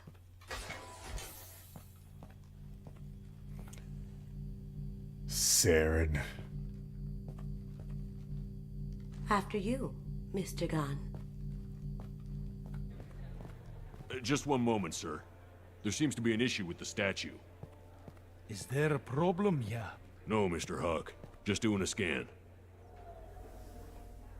I don't believe we've met. Donovan Hawk. Solomon Gunn. A pleasure. Sir, the scanners aren't picking anything up. I don't think our guests would come all the way here from Ilium just to cause trouble. Do you? You may pass through, Mr. Gunn, with my apologies. But I will ask your companion to remain outside. You understand, I hope. No problem. You're the host. Enjoy the party. Well, that didn't go as I expected. Any idea why he'd send you away? No, we've never seen each other in person. And no one knows what I look like. It might be the get up. Watching his ass, I'm sure. I can't blame him. I mean, you're walking in to a party with the most crooked people around and you're wearing a hoodie. Come on, Cass. This should be basic common sense. What do we do now? We go on with the plan. You'll just have to do all the talking. I'll stay out of sight and stick with you the best I can. We'll keep radio contact in case something goes wrong. Which... We need to find the door and case the security. We'll figure out the next step then. Which does bring up a question. If you ever thought about it. Nobody knows what Cass actually looks like. But...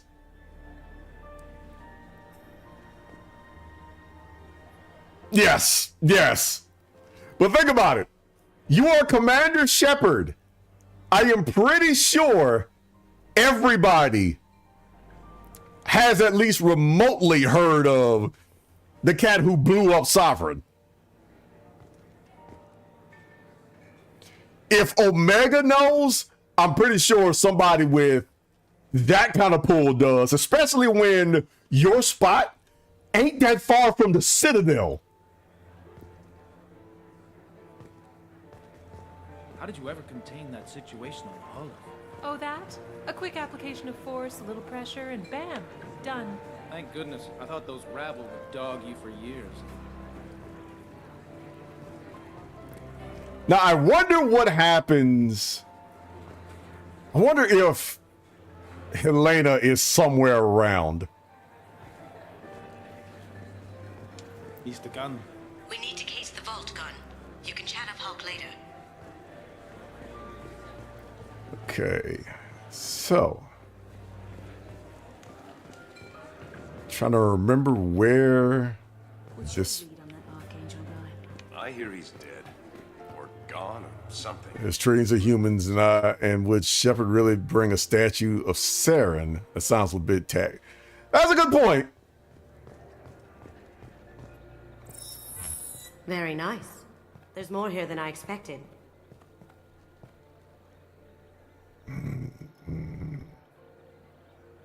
Password protected voice lock, kinetic barrier, DNA scanner. Looks like an EX700 series. Everything a vault needs to be impenetrable. This gonna be a problem? Please, remember who you're talking to. We'll need to get a voice sample for the voice lock.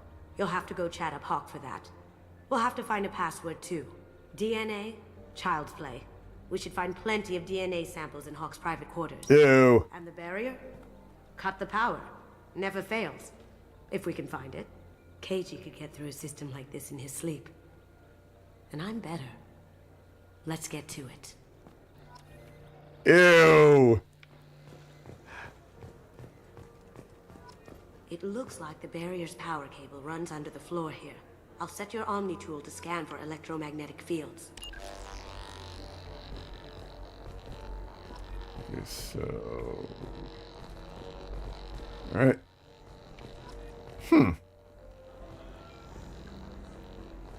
That's interesting.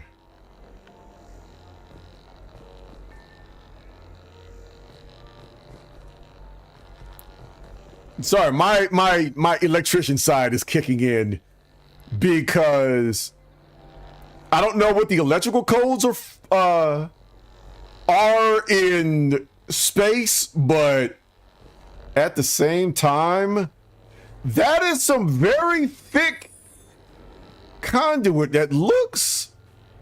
That's not Schedule 80. That looks like something that looks like you would use.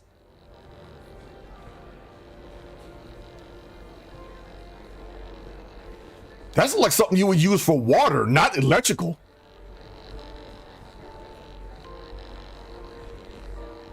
Mr. Hawk's private rooms are off limits to guests without security clearance.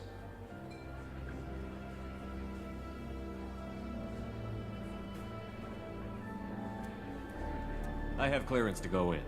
On whose authority? Hawk gave me permission to go in. Hawk knows procedure. You're not getting in till I hear it from my commander.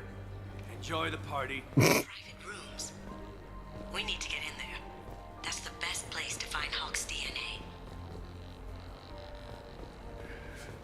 Why I gotta go into this man's bedroom?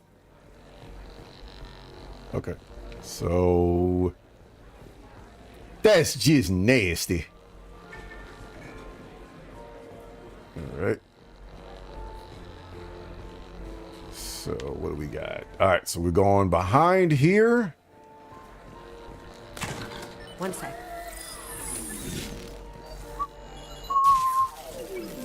That should take care of the barrier.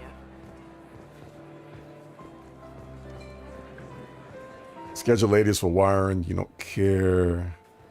It's for wiring you don't care that much about. Black iron is 1.5 inches. Black iron 1.5 is much less likely to be accidentally broken when a piece of roof comes flying off a neighboring building for direct hit. That is true. That is true. It's just not normally used, at least in my experience. Let's see, anybody else talking here? Some say Commander Shep. That door goes to a security room. I'll take care of the lock. There we go.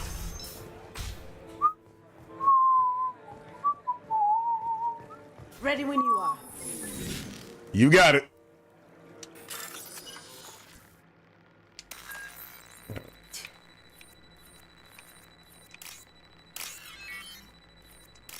Let's see, ground.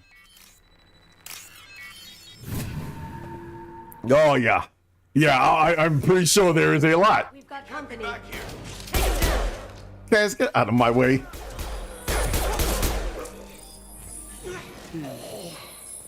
I have an idea. See what you can find. I have that problem too. So many passwords around here. We can't keep them straight. Plans for word for tonight is Perugia. It's not even that easy to remember. And so it's not even that easy to remember. It's no big deal. The voice scanner means the password's only useful to Hawk anyway. After the party, want to go grab some beers? Let me know. Got something? The password is Perugia. Huh. That's the name of the man who stole the Mona Lisa. Nice. Yeah. I tapped into their communications. Maybe it'll come in handy. We still need that voice sample from Hawk. All right. So now we go talk to Hawk. And I'm guessing we're getting a voice sample. That must be some like soundproofing walls. Because you mean to tell me nobody heard the gunshots? There he is. All you need to do is keep him talking long enough for me to get a voice print. Pull out the charm on this one, Shep. Whenever you're ready. Going back to what you said earlier. We'll go with the plan. That was you don't do any talking. Only instead you're going to do all the talking.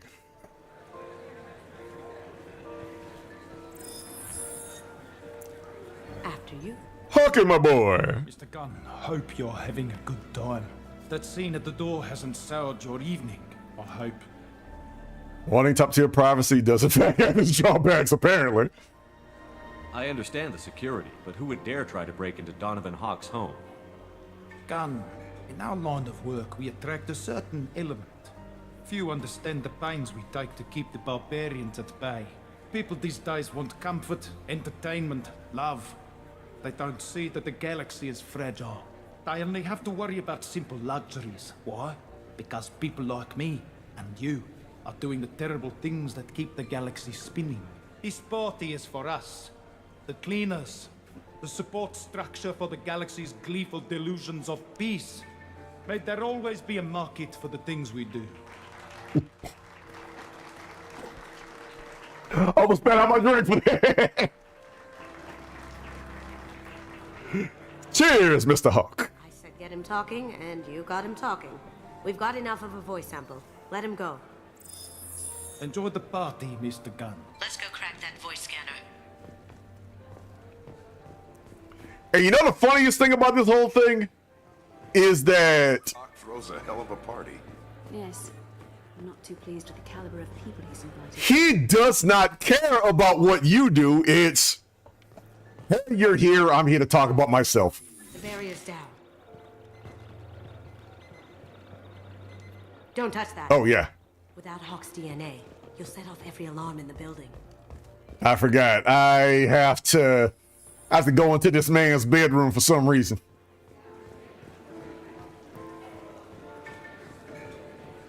Mr. Gunn.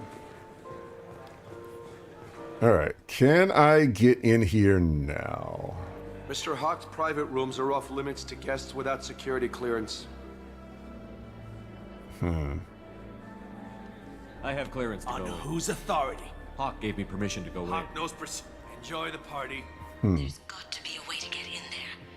Let's look around. Yeah, already done that conversation. Who else do we talk to?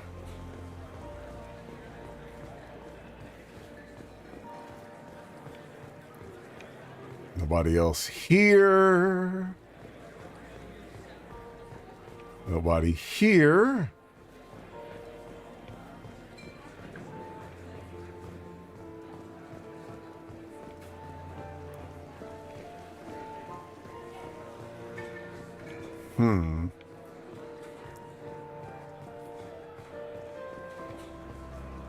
Let's see. They'd probably be more attentive to me too if I was wearing that dress. You.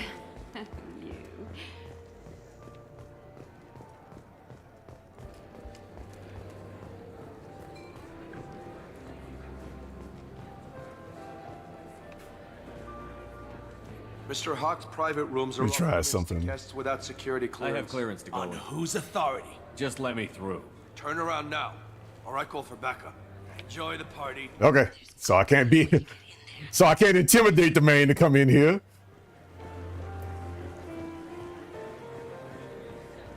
Oh yeah, I forgot about this area.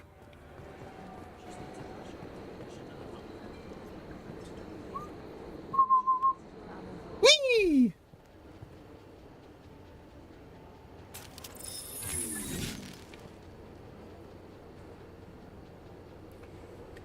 All right, Kaz. Take care of this man for me, if you don't mind. They're coming from the front. Over there!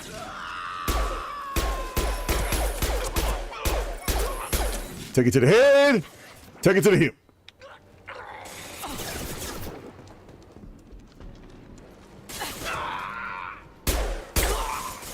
That one was talking with Ed and shit. Yeah, he tried it. He tried it. Okay. All right, so I have everything. So we ain't sneaking in through there, but we are going up here, looks like. Man's lunch is outside? Okay. So where are we at now? Just saw something. Thought I saw something.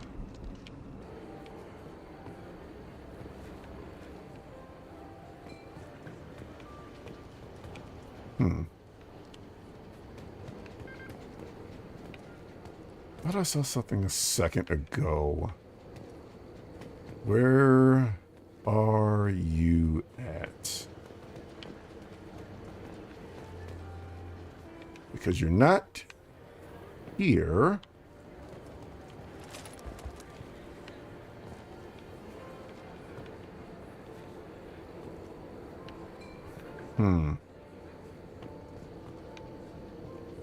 So I saw something light up. Where is it at? And obviously I can't proceed without it, and it's gonna bug the heck out of me.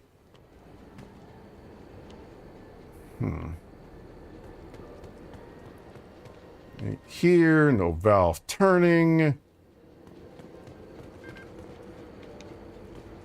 Yes, I already have the bullets.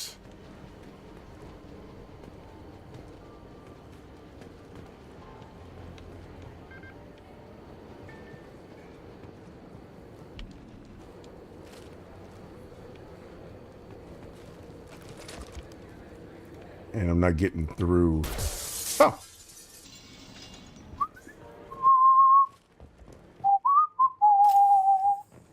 Look for anything we can get usable DNA from. Just make it quick and quiet.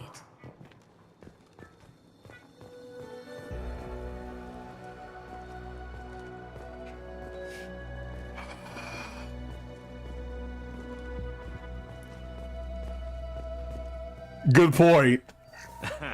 Found a sample? No, a credit chit. Yoink! I'm robbing you! No DNA, but... Looks like Hawk's been trying to crack KG's gray box. Looks like he's missing something. He hasn't cracked the encryption yet. Empty. Too bad.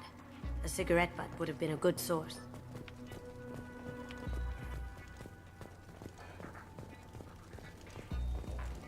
It's clean. It's a plant. Hey, some people do some freaky stuff. Even with plants. Time to wake up. Damn.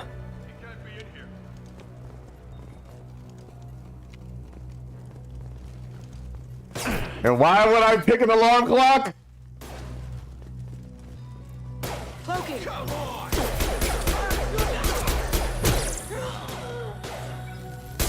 some cover! Ha! Eat it!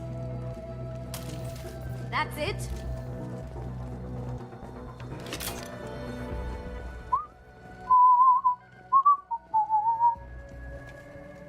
Holographic interface. Won't find a sample here.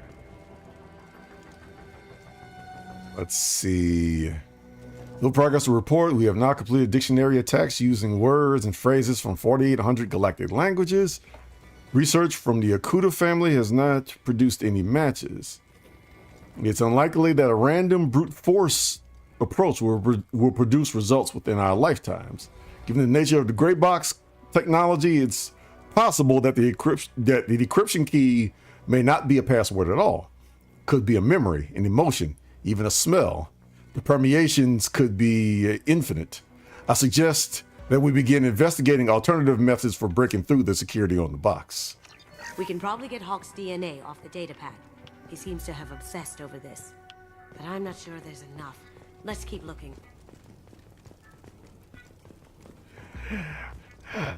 I don't want to touch this man's bed. Not a great saliva sample, but it's still useful. We're going to need more than this for the scanner, though. Ew. No hair, no skin flakes. The housekeepers must be thorough. Okay. All right, so we got that. The cleaners don't dare touch treasures like this. We can get some skin cells from the dust. That should do it. Let's get out of here.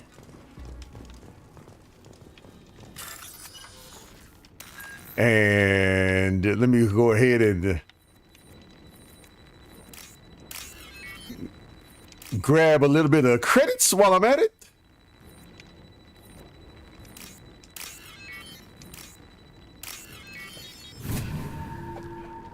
There we go. I'm pretty sure a man like Mr. Hawk won't miss 7,800.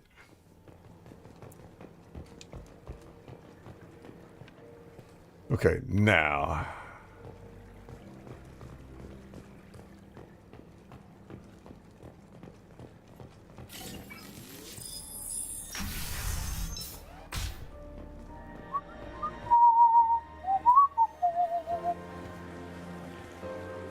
Oh, door guard's gone. I guess he's the one that shot. Poor guy. Wah, wah, wah.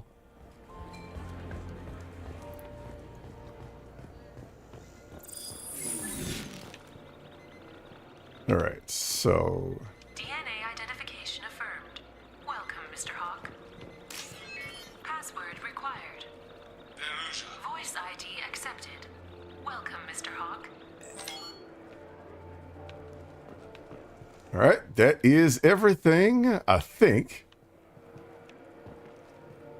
So now what? What am I missing? Welcome, Mr. Hawk. Oh, okay. So I gotta actually click on the door. I'll check for security cams. Go ahead and get dressed.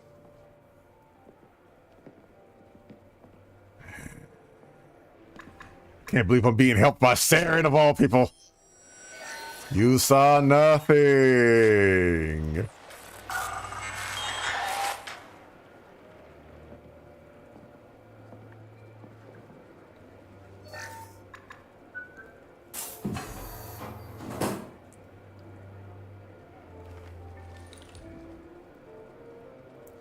All right, let me get out of this get up.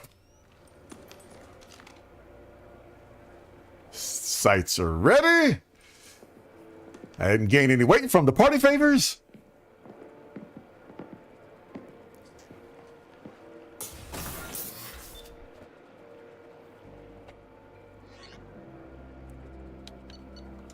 All right. So what do we have for rifles? Vindicator. And the rest of this stuff should stay the same. Has. All right, there we go. Everything should stay the same.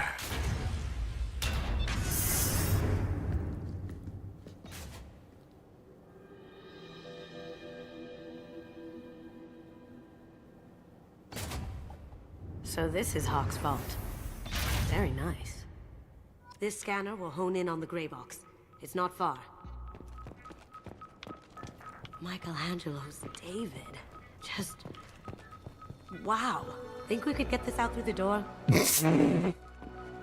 I'm gonna guess no. Hawk has good taste. I'll give him that.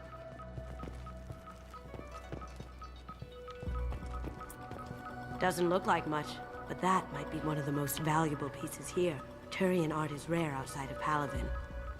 For good reason, I say. Ugh. Rachni Queen. I guess everything's valuable to someone. Dang shame, what happened to that dog?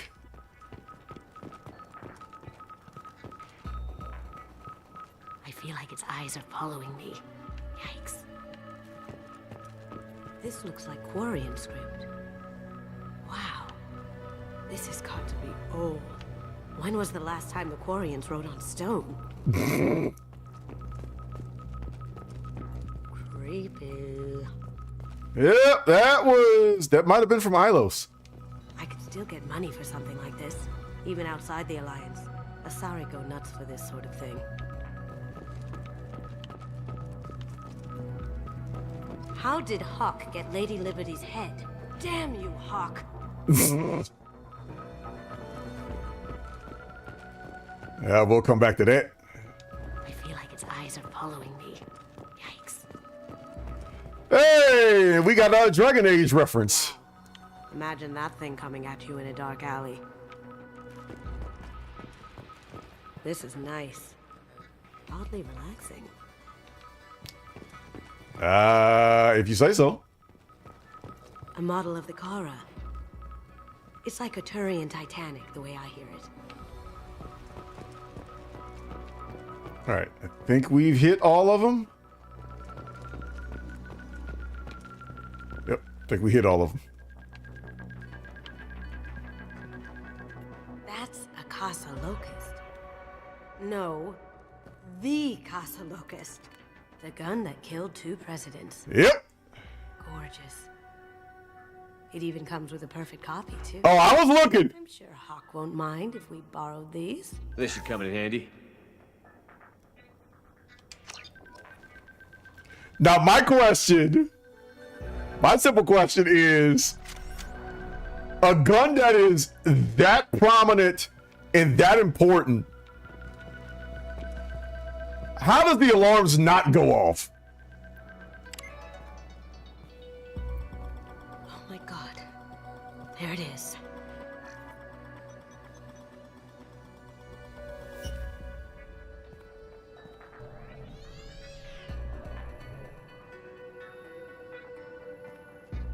Don't bother, Miss Goto.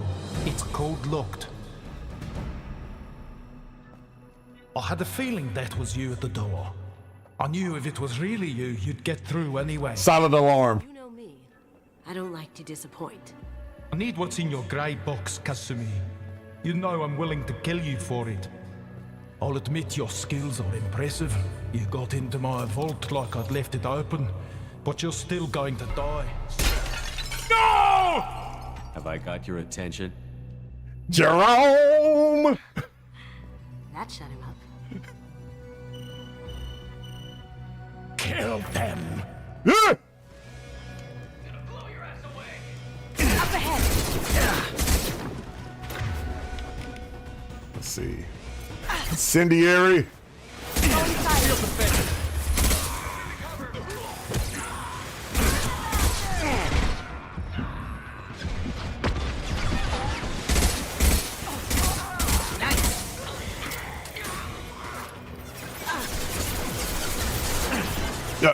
That's not what I wanted. There we go.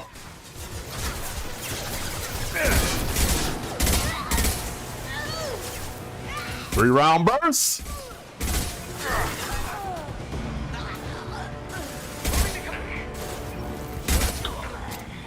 Now you see me. Can't do that right now. Checking blueprints. There's a landing pad to the east. Let's get out of here. Joker, bring the shuttle in, now. Right. I need more ammo. Where is the ammo? Oh, I have the ammo. Never mind.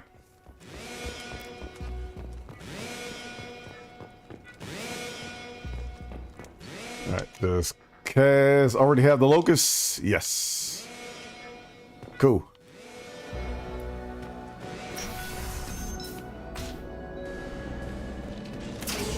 We've been spotted. Go inside. Ha! Eat it. Flashbang. Ah, crap. Switching to disruptors.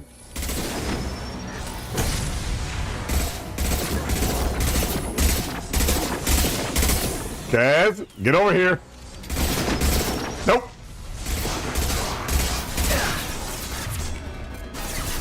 Setting back to fire.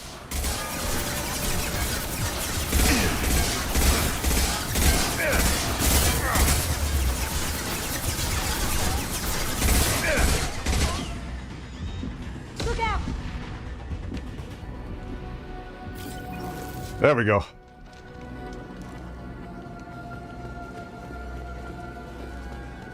Stay behind cover. We don't need to have a jigging situation.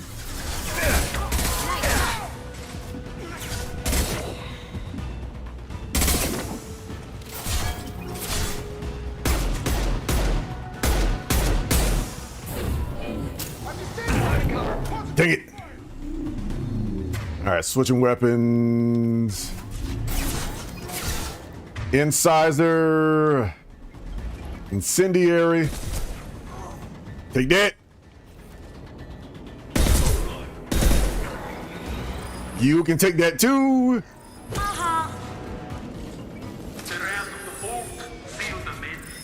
Damn it! We have to find another way. There's only one way to get out of here. It's mow them all down.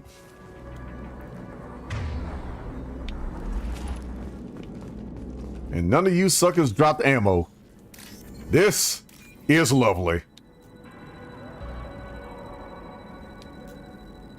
Now I have to be I have to go back to my alt class. Sniper rifle.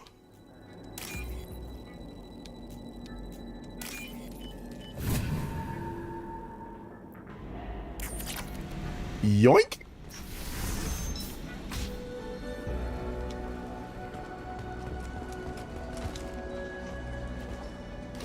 DFP to DFP. Is that ammo? Yes, that is ammo. Let's go.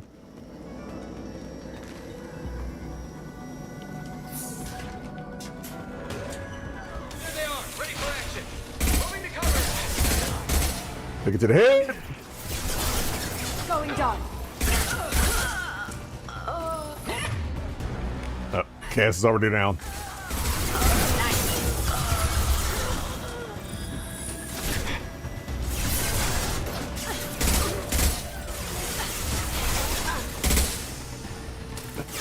What are you doing?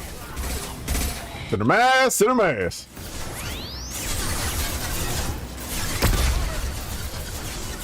Sorry, Bucko. Ain't falling for that. You can take that too.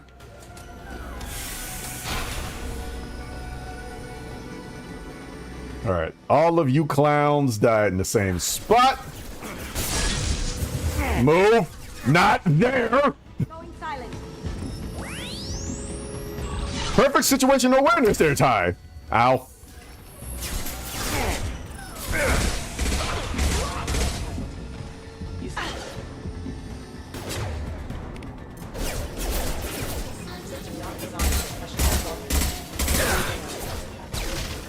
Cloaking!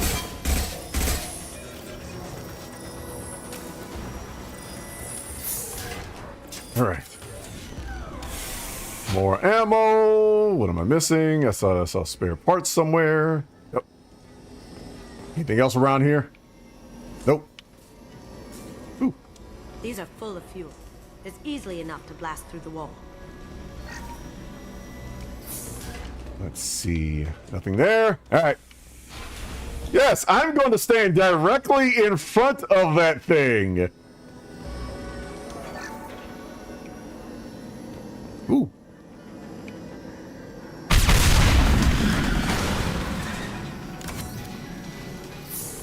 That got it. You think? Don't let them out of there with more property. Not anymore, pal. Kill Solomon Gunn. Bring the girl to me. Once her alive. See it coming! Where you at?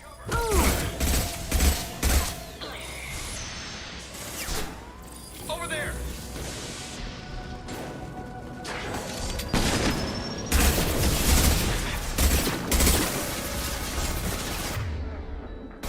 Let's have a little fun there, gang.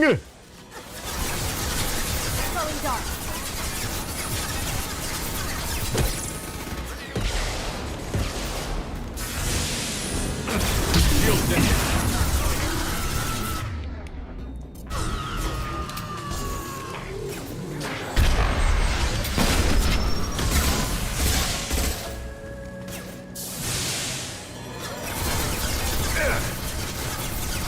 Now you see me.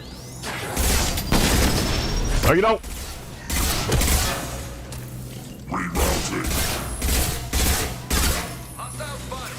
Heads up. Ow.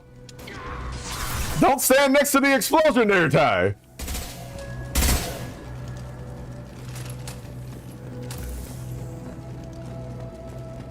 And for me, Kasumi, you know what happened to your boy Toy when he fought back? I'll cage you like that. Murderer. I know what that. You miss. Sweet. Contact.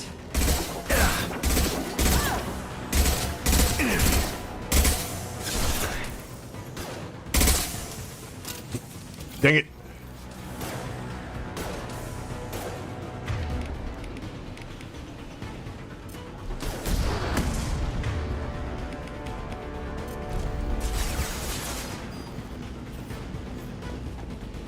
Grabbing cover. Now you nice shot.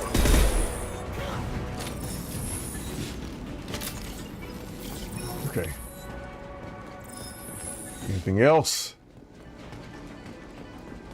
Fortunately, I do a not exactly best job of using the environment.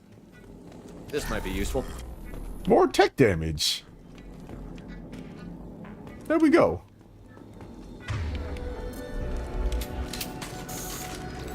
Keep them busy. I'll take care of this myself.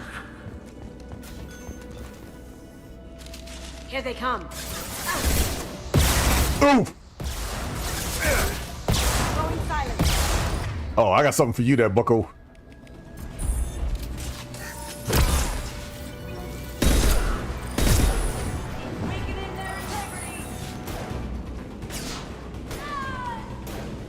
Where you at? Where you at?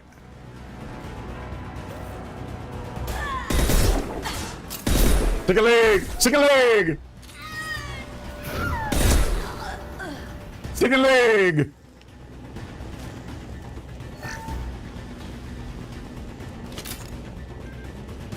More ammo, I appreciate it.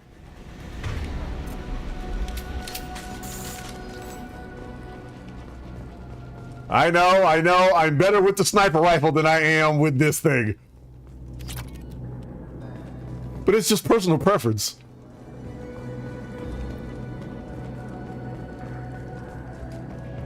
All right, what else is in here? Nothing else? All right, let's move.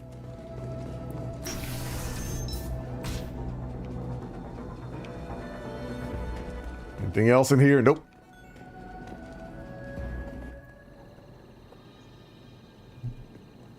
And we are out on the roof.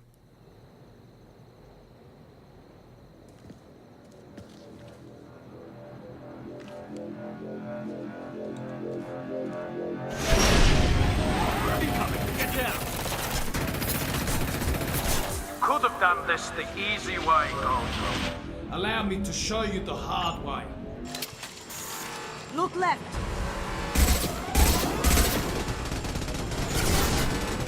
I see that.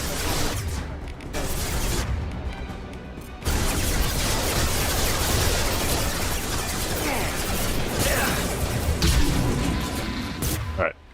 First, we get rid of some of the riffraff.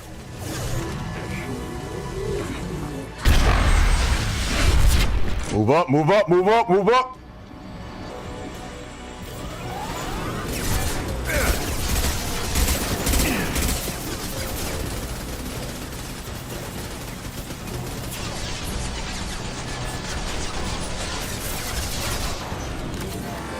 They're to our left.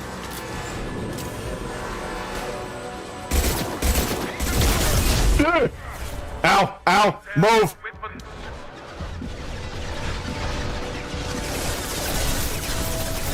Going dark.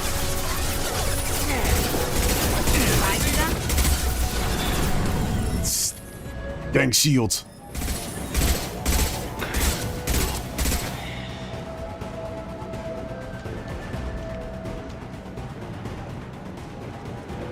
Nope. Look right.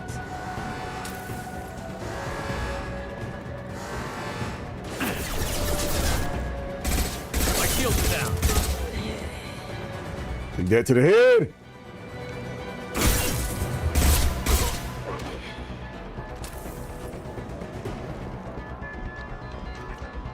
More ammo. Need more ammo.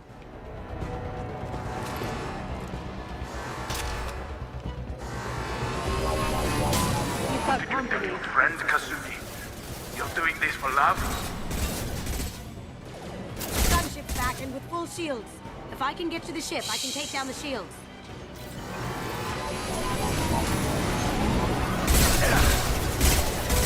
You miss.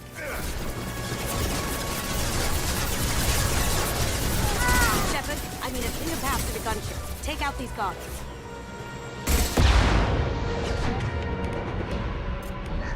Get up, Cass. I got time for this. Up ahead.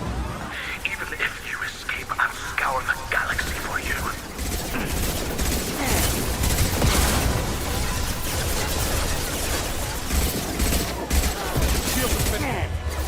Yeah. Oh, this is gonna be fun.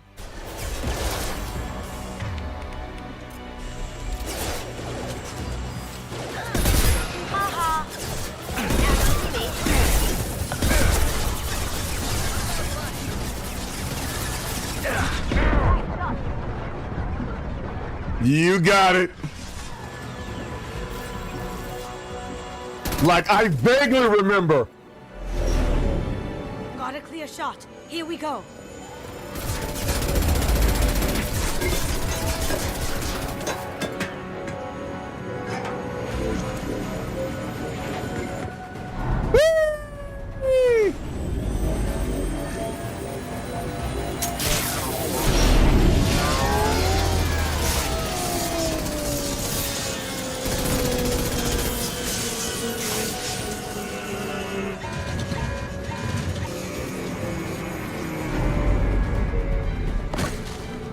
All right, there, Spider-Woman. Let's tear that thing apart.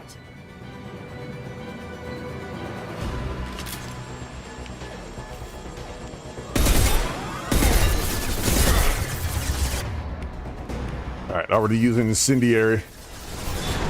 Careful, men. Want to keep her pretty face. Dead.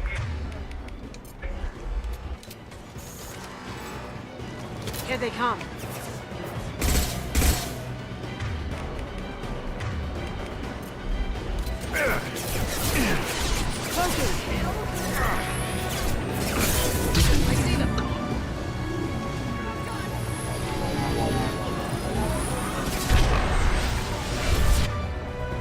All right. Back to Vindicator.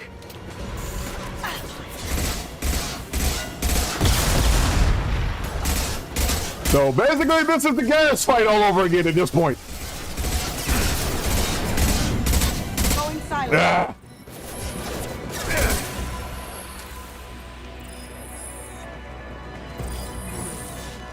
Where you at, Bucko? You grab this.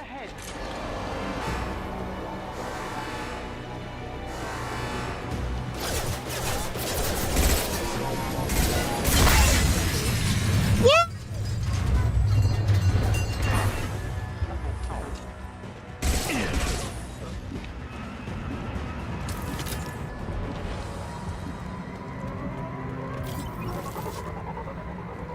Give me ammo. Appreciate you. Anything else here? Nope. All right, let's beat feet, gang.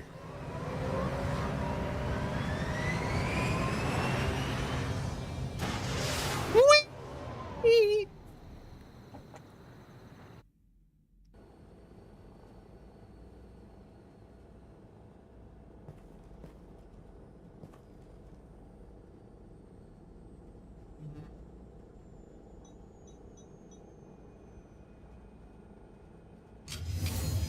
All right, hacking you in, and I'm leaving. Kasumi, if you're seeing this, it's because I'm dead.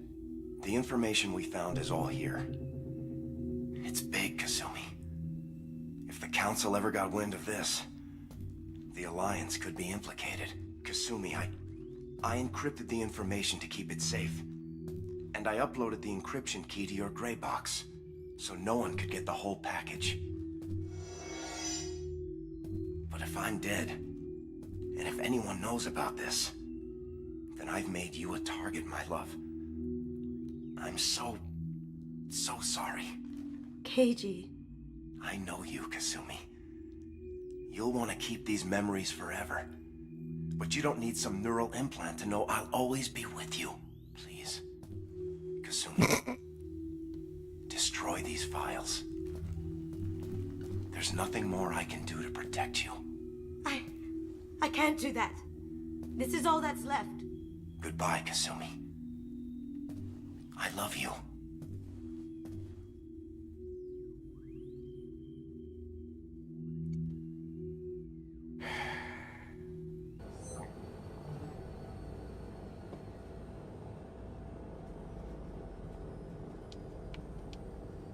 Is there any way we can just destroy the information? No. Keiji's a master at encrypting files. He laced the information into his memories. You can't get one without experiencing the other.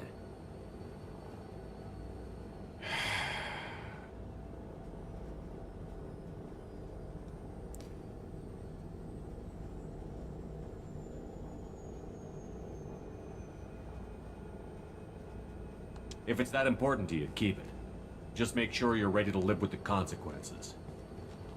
Yeah, I am. I'll stay off the grid. No one will know I exist.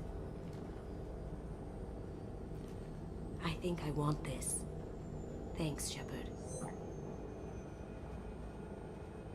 So long as you stay focused on the mission, kid. So long as you stay focused on the mission.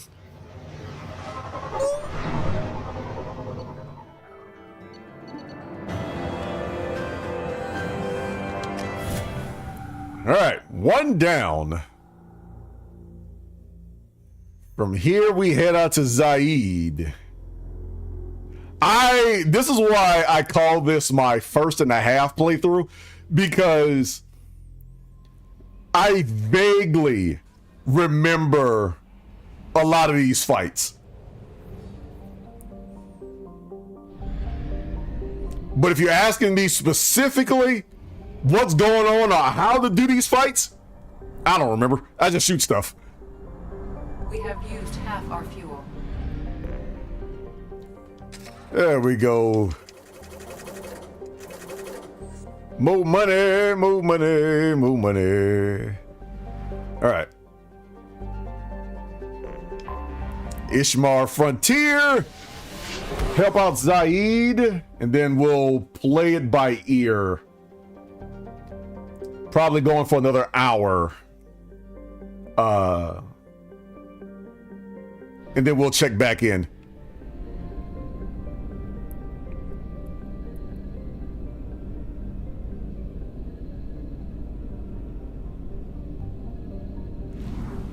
But yeah, so what you got planned for the weekend there, brother?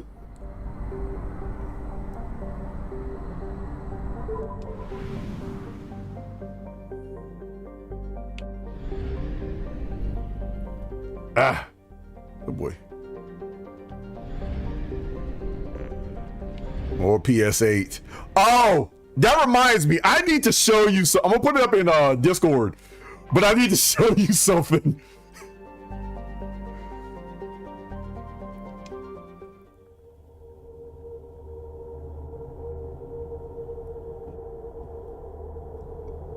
You mentioned P8S. That reminded me of something I had to show you.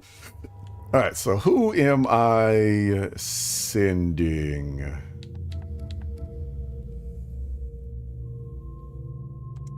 Let's go with Garrus.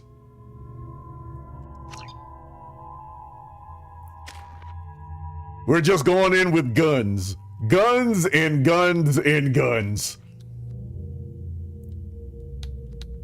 All right.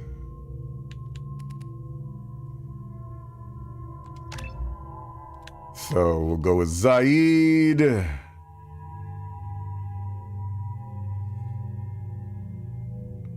Warlord. And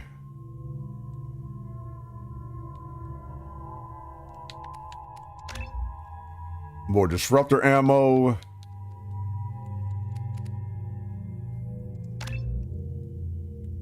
Turian Rebel, so Batman. So do we go with the Batman or Red Hood?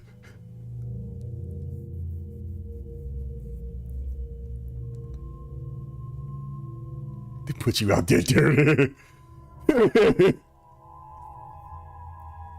Look here.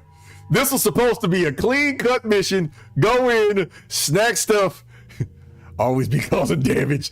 So Red Hood it is.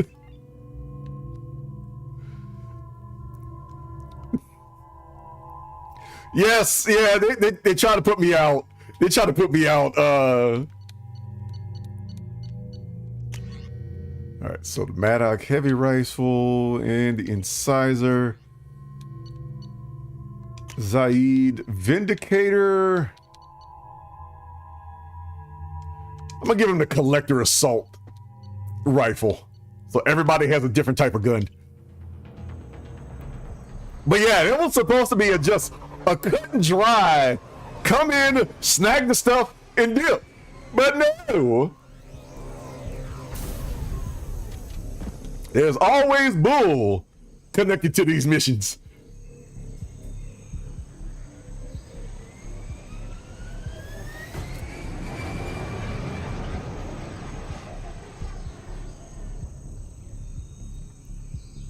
Oof. Tapping into Blue Sun's communications. Stay tight and look out for ambushes. So I brought the right one with me with Garrus. Squad Bravo, a shuttle landed near your location. Check it out. Here we go. Keep close.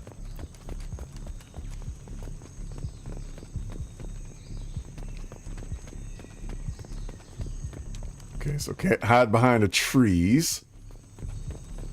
Hey, wait a minute. Ain't that ain't that the animals from the one planet where you have to find the data module or something like that in ME1?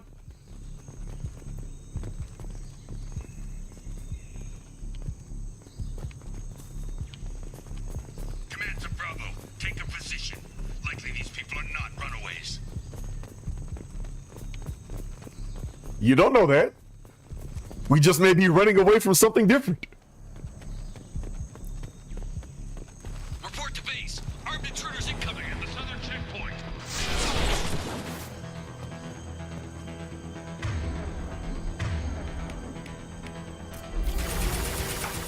All right.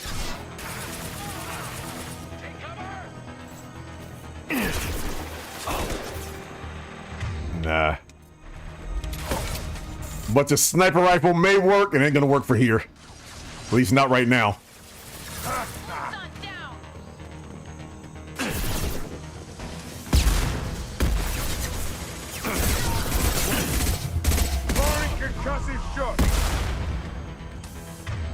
Do I have my fire on? Nope. Oof.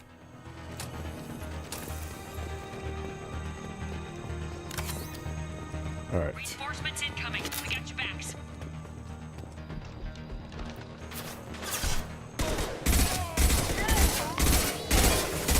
People complain about oxygen and air. So as I tell you.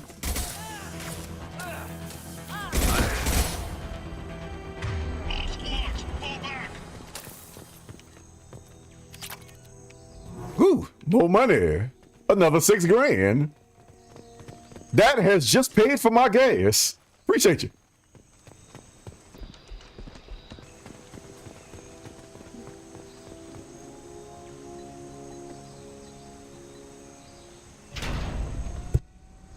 This is Commander Santiago. If any of you retreat while the intruders are still alive, I'll kill you myself. Now get the hell back out there. Vito. Sounds like he hasn't changed. I get the feeling you have a past with this Vito. I knew he was a sadistic bastard back when we started the Blue Suns. The Suns only got meaner after he staged his little coup 20 years ago. So yeah, we have a past. Why didn't anyone tell me you founded the Blue Suns? Because it's not common knowledge. Vito wiped me out of the records. He ran the books, I led the men. Worked real well for a while. Then Vito decided to start hiring Batarians. Cheaper labor, he said. Goddamn terrorists, I said. I still laugh. Garrus is sitting there like, and I'm Archangel, and I've been mowing you fools down for months at least. 20 years is a long time to hold a grudge. A grudge? Vito turned my men against me. He paid 6 of them to restrain me while he put a gun to my head and pulled the trigger. For 20 years, I've seen that bastard every time I closed my eyes. Every time I sighted down on a target. Every time I heard a gunshot.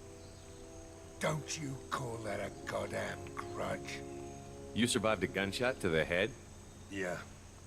And you survived your ship getting disintegrated.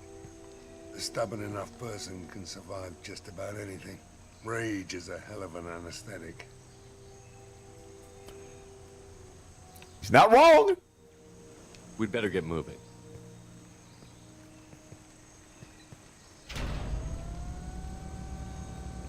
They're at the southern axis. All squads mass at the gatehouse. Now! They know we're here. Bring it on, you son of a bitch!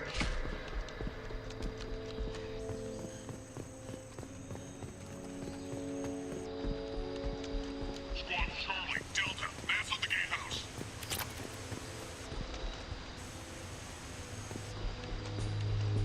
Oh yeah.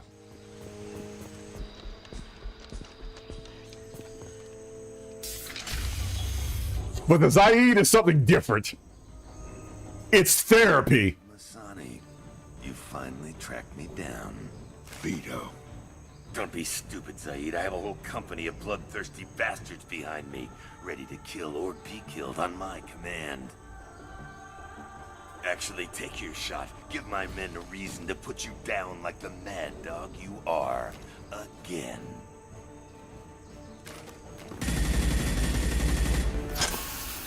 What was that?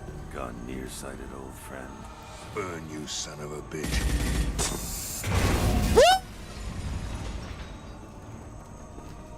Your death warrant, Masani.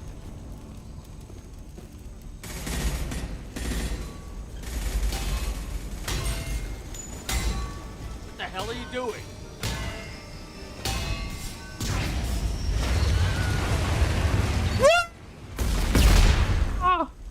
Opening the gate. Next time you're gonna blow something up, I want to know about it first. Vito was confident. Had a lot of men. Now he's lost the home field advantage. If we keep up the pressure, no way he's getting out of here alive. The mission is to save these workers, not burn them to death. I came here to kill Vito Santiago. If you want my help on your mission, you better make damn sure that man dies today. Stick to the mission, Zaid, or we're gonna have a problem. I think maybe we already do. I want Vito dead, Shepard, whatever the cost.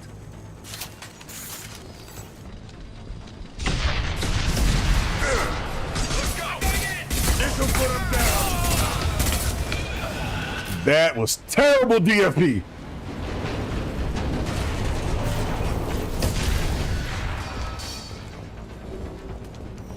But in a situation like that, you just better hope the Jenkins strategy works.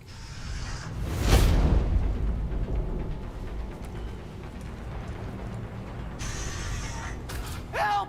We're trapped! We can't get to the gas valves to shut them off! The whole place is gonna blow! No time.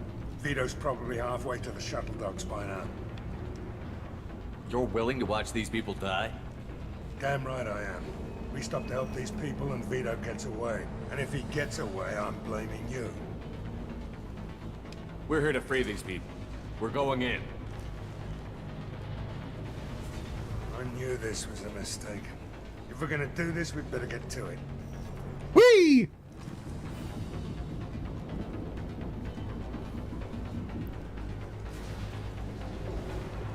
We got you, fam. Don't worry about it. The Paragon is here to save you.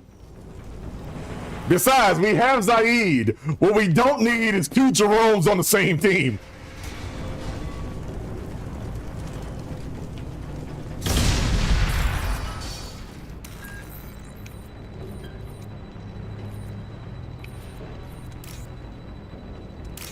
That is the last thing.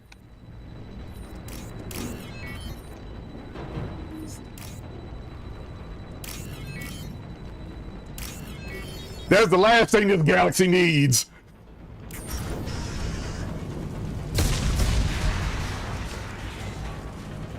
Jerome could come out every once in a while when needed.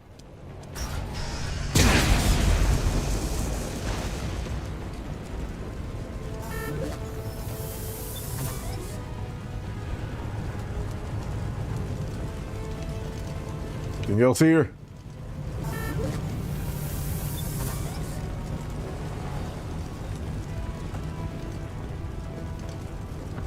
There's another one. There's another one. Oh, generator pipe. Okay.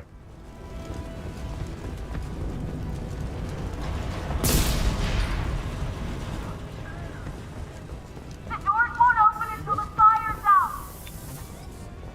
We're gonna die! Quit yapping! Quit yapping! I'm coming!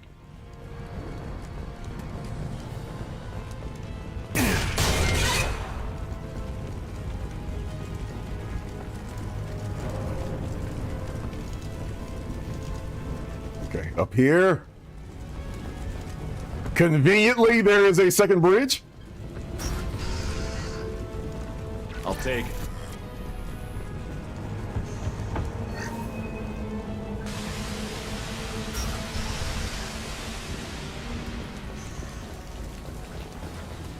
All right, let's move, champs. Let's move.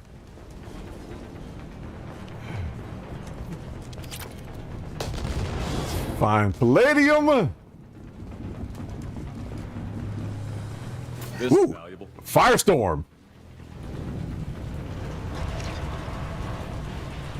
Ah, that means the black hole gun is gone. No.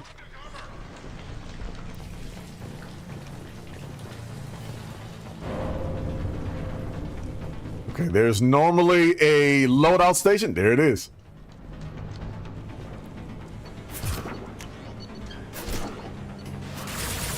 Firing a high impact shot. Ah, screw it. Taking heavy fire! There we go.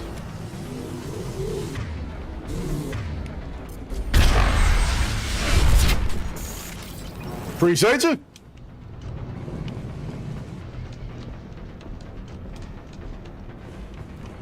there is, I saw something, there we go. Servos, $6 grand in cash. Anything else around here? Nope. All right there, Vito. First person to bring me Masani's head should get something special in their paycheck.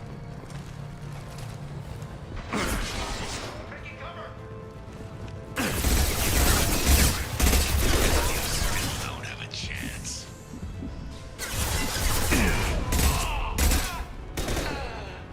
Okay. Incendiary. Take that down. Oh, worst time to reload.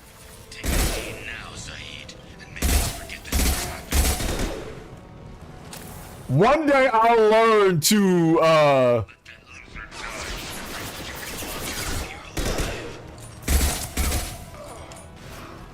Never should have come here, Saeed. Did you forget who you were dealing with? Firing concussive shot!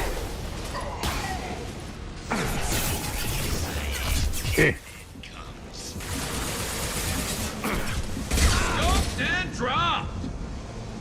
Anyone else want that?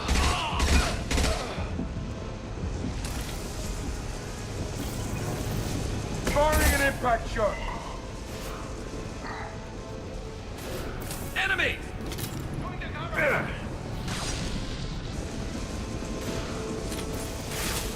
I saw somebody here. Concussive shot ready. Lock shield.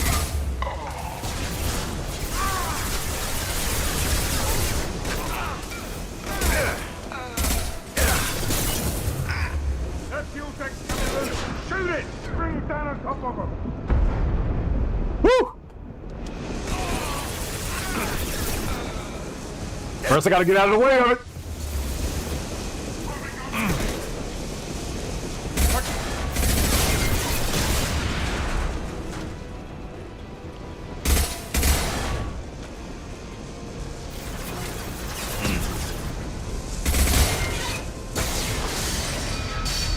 Yes, I am.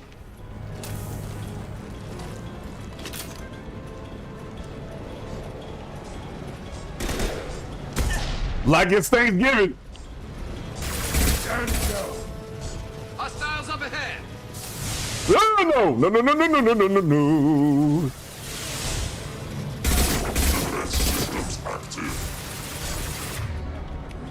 Switching to disruptor.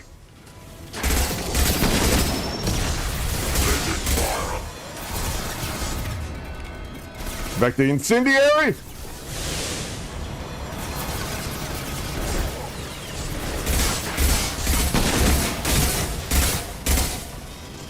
Get out, now! Appreciate you.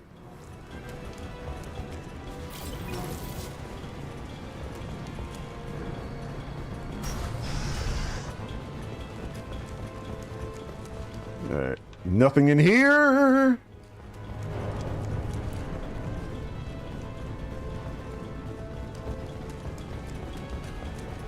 Is there anything over here that I'm missing?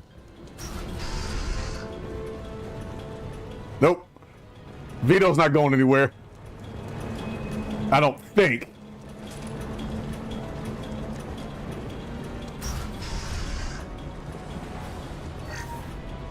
Industrial bits.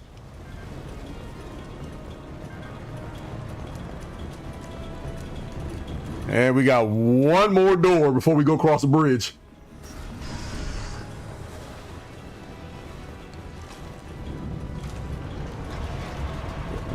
There we go. I was to say, I just saw some various industrial bits around here. I need that money.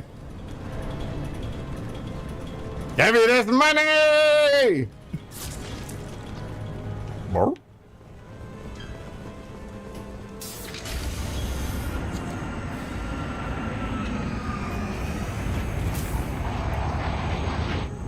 This time, Saeed, you son of a bitch. See you in another 20 years.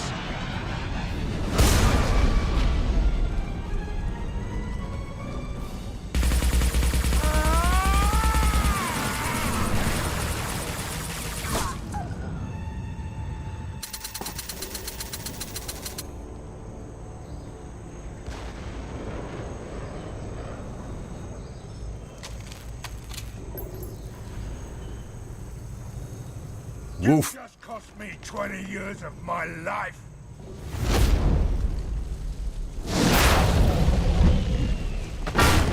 Ah, son of a bitch. Oh. Zaid, you alright?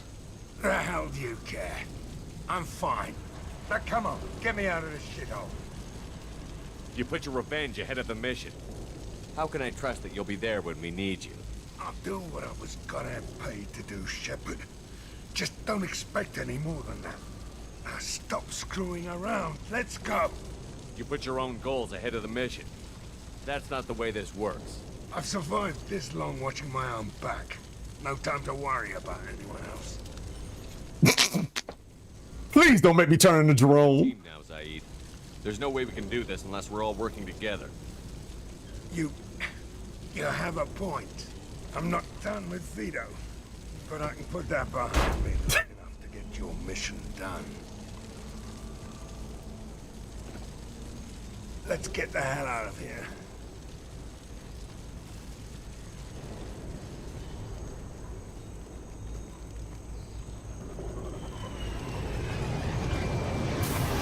Considering how easy that thing just got moved, I understand with two people lifting would be a lot easier, but at the same time, well, yeah, that's true. That's true. That is very true. I just thought it was funny. Like, no grunting, no facial expression of, okay, this is gonna be a little heavy. Like, move it as if he were moving a box.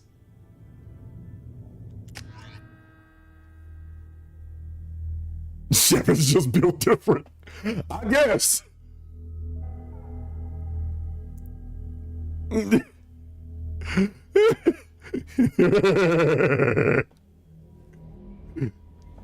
Pretty much.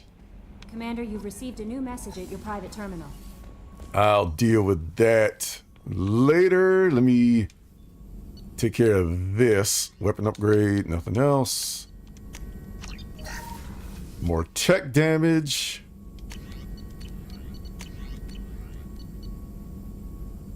He has that undead strength. Also literally built different.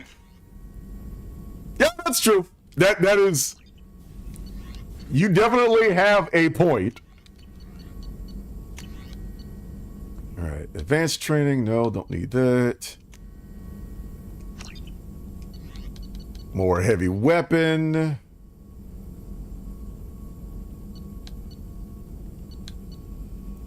And a radiation weapon. The cane. We'll worry about that later. Anything else? Tactical shift. Not reallocated points. Shepard can learn to use a single bonus power. Obtaining more loyalty. Below squad members will increase the number of powers available to Shep. So I'm gonna save that for later.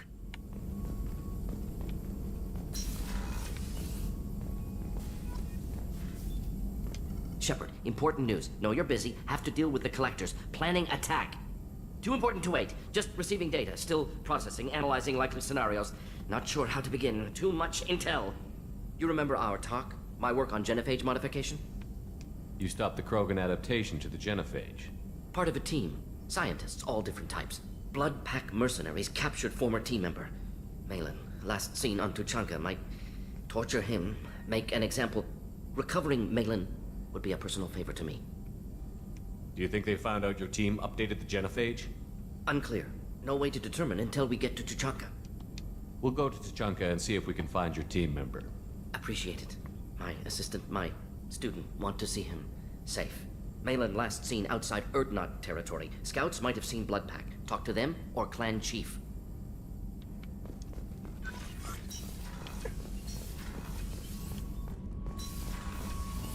I have some personal thoughts on that, but I'm gonna save that for later. That's a different conversation. So let's see if we can unlock Garrus's one. Then we'll take on Jacobs, and that's probably going to be it for today's stream. I haven't had a meal that good in a long time. I didn't think Rupert had it in him. And then next week, we'll probably work on Miranda's. Shepard, need me for something? Have you got a minute? Can it wait for a bit? I'm in the middle of some calibrations. Okay, doesn't yet. Talk to you later, Garrus. I'll be here if you need me. So probably need to wait another mission to unlock his. So that would also mean Jack's not ready either. But we got time. This isn't like ME1 where, you know, we've already done with all the main missions. Now I do want to open the Krogan tank before we... Jack would like to talk with you, Commander. Burr? Okay, never mind. You only get one loyalty mission at a time after Zaid and Kazumi, unfortunately. That's true.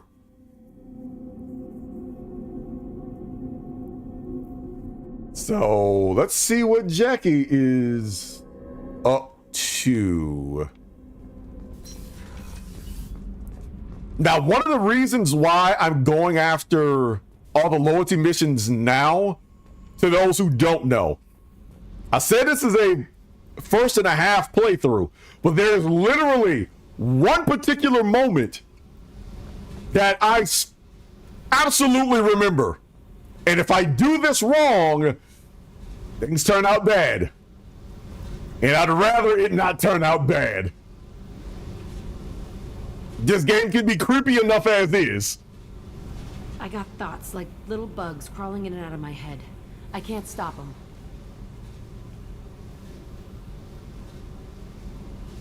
You know I have a history with Cerberus. You know how far back it goes? I'll listen to anything you have to say, Jack. Your pal, the elusive man? Never seen him before, but Cerberus raised me.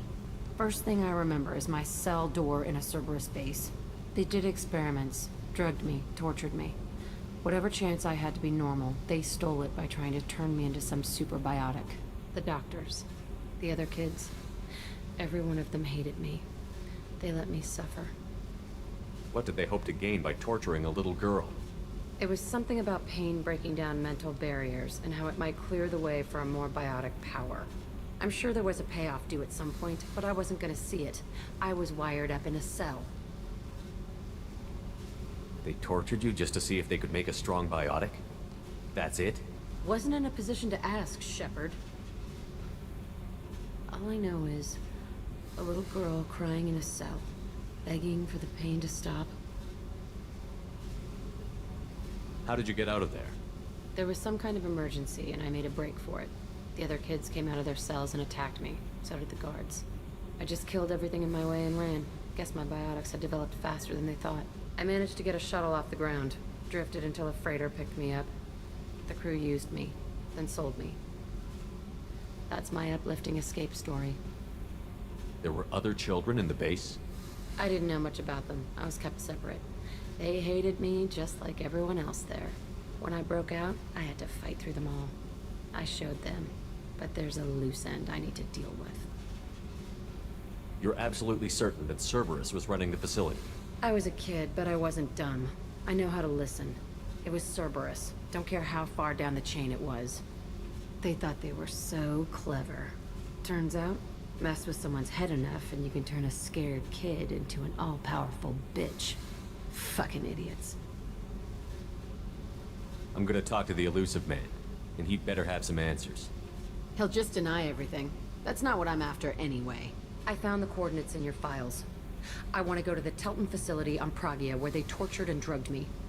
I want to go to the center of the place, my cell. I want to deploy a big fucking bomb, and I want to watch from orbit when it goes.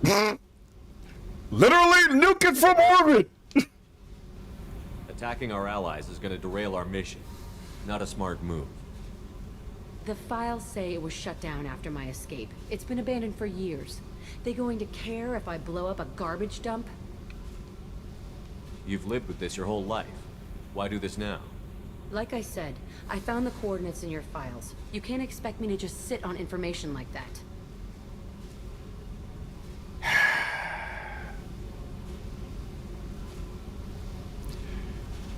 You know, it's reasons like this why I wish. I remember somebody had said this in Reddit, on a Reddit post, that they wish there was a path that you could, like, early. Why now, not before? Because I didn't know this until now, you nit. You know, the worst thing about it is, that is something I would ask. Why do it now? Why do it now, not before? Because I didn't know. Dingus. I have my moments. But it's reasons like this that makes me agree with the one Reddit poster that said, I wish there was a way, almost kind of like Fallout 4-ish, where you can dip from Cerberus early and work for the Alliance and have a completely different storyline, but I know that would take a ton of work and whatnot.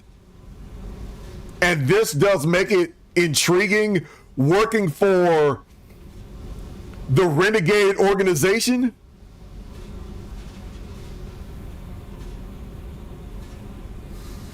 That is very concerned about the Reapers and knows a heck of a lot more about the Reapers than the Alliance does.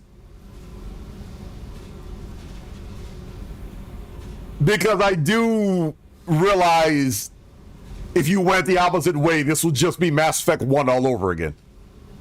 Fighting with the Council and all these other different things. Especially convincing them to go to the Terminus systems. I'll set a course for Pragia. I owe you, Shepard.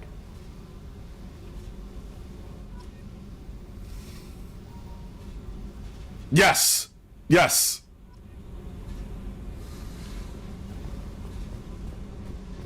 Yes, exactly.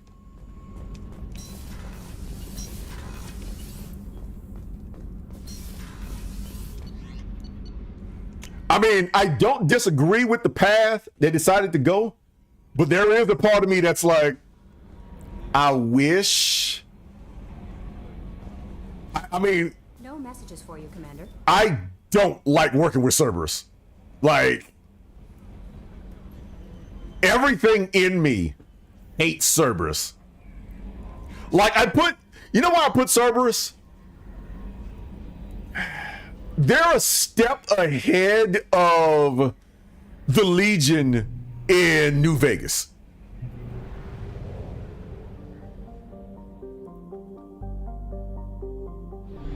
Like, when I was thinking of, the funny thing is, when I was thinking of the thumbnail for this video, part of me was like, I was gonna put the Cerberus insignia in the back of the thumbnail, and every time I looked at it, I was like, I feel like I'm promoting the Legion. I can't do it. Just everything in me just makes me want to vomit.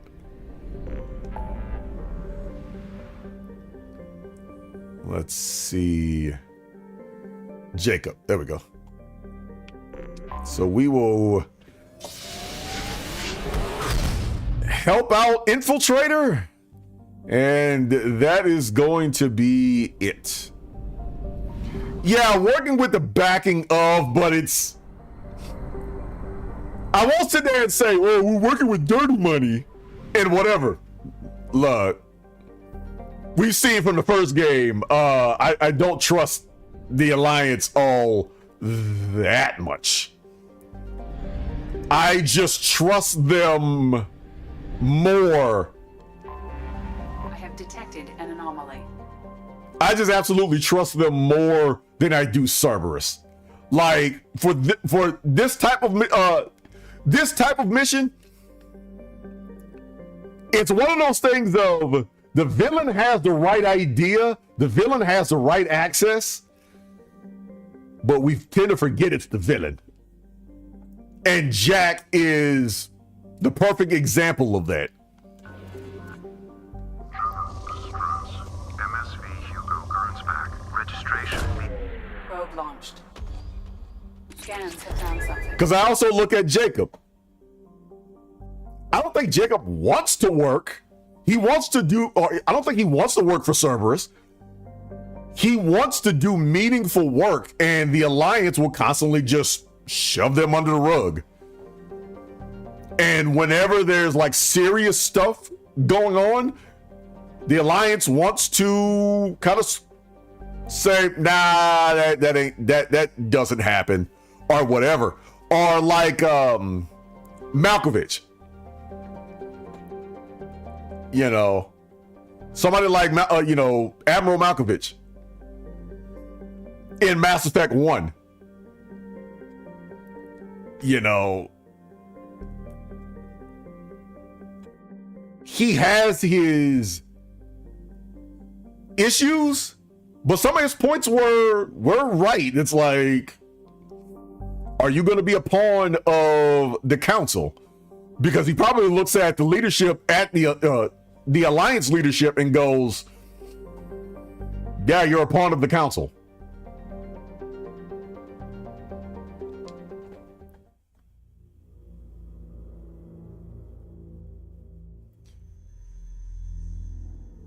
So it's one of those situations to me that I'm skeptical of everybody. All right. Jacob and Jack.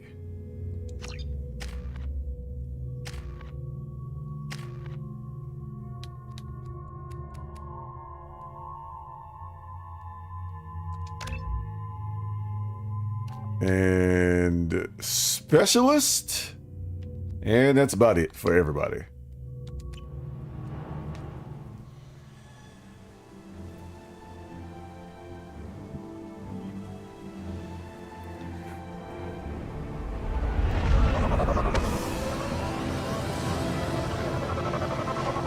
Now this, I cannot identify with Jacob on this. I have run a scan of the ship.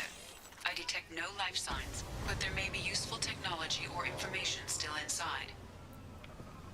Like, I would not know what it's like to be in Jacob's shoes on this. There it is, and mostly intact. They could have survived impact, but it's been years. Looks like it was stripped after the crash. They'd have tried to get a beacon up as soon as possible.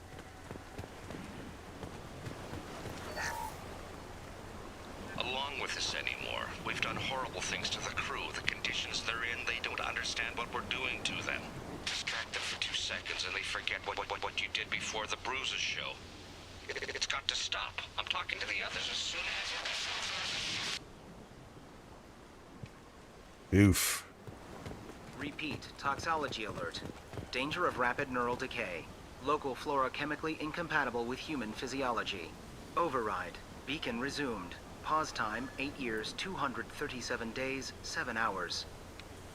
Oof.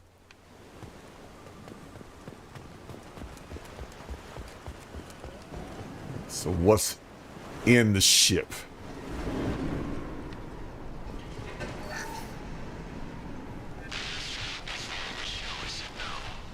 She even threatened to report if I didn't stop sending messages. But now she's so innocent. They all are. That look she gives when she smiles. It's sure easier now. What's the harm? We're stuck here.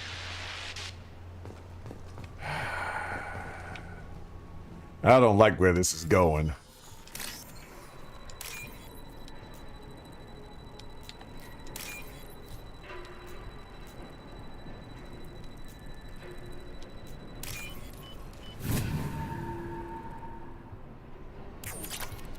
Like, I don't fully remember what's going on with this. Expect the luxury of due process, but this isn't a military ship. Just bumping the command line up a notch doesn't work. Captain Fairchild knew this crew. His replacement doesn't command the same level of respect. I'm hoping the man has it in him, but I don't know. I vaguely remember this mission, but the only thing I really remember is I had a bad taste in my mouth by the time I left. What was her name? Sarah? Suzanne? My God, I can't remember. I can't remember her face. We need to get out so I can remember, can think straight. They have to hurry. Out of the way, Jack.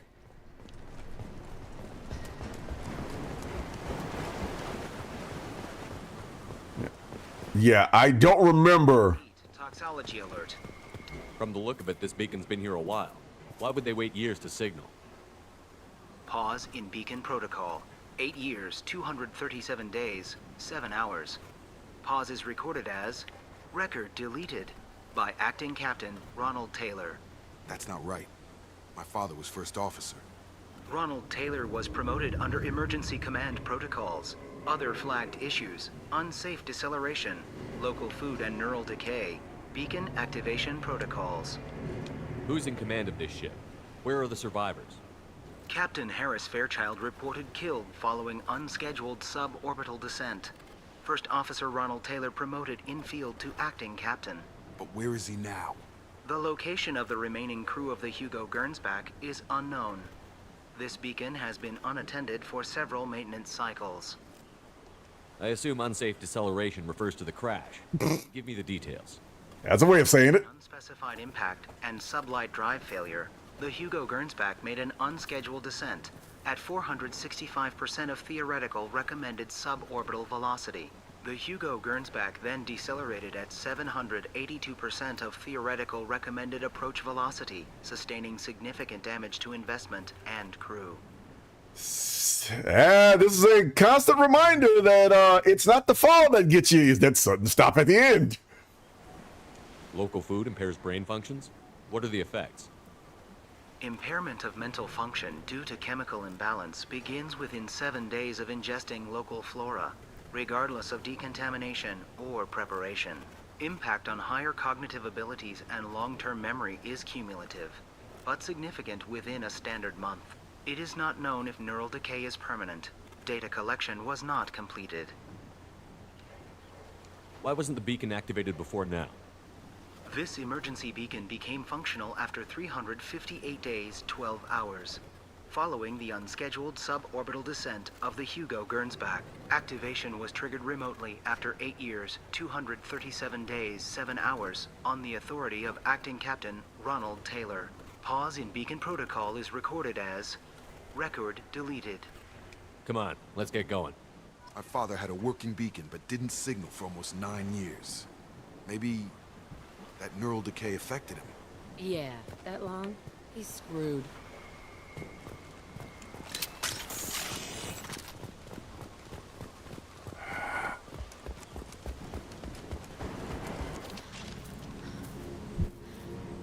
You came? From the sky? The leader said someone would come. He delayed for so long, but he still has power. Some have lost faith. The hunters. They will have seen your star. They will not let you help him. What are you talking about? You're not making sense. I don't remember how to say it. He's our leader and we serve so we can go home. But some want to fight him. They were cast out. He exiled them, so they hunt his machines and those who help him. They don't believe that rescue will come. Move! Hunters, they won't stop until the leader is dead. Kill them! Agents of the liar! He will not escape! We've been spotted. Destroy you! I hate this angle.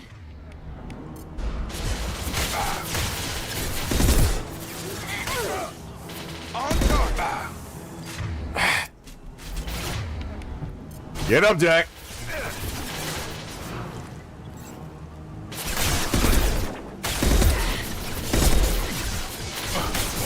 I'll kill you all! There we go. Got him. Ah, hell. Get over here. Take it to the head. That's not neural decay. They were nuts. My father wouldn't let this go on. Something is very wrong.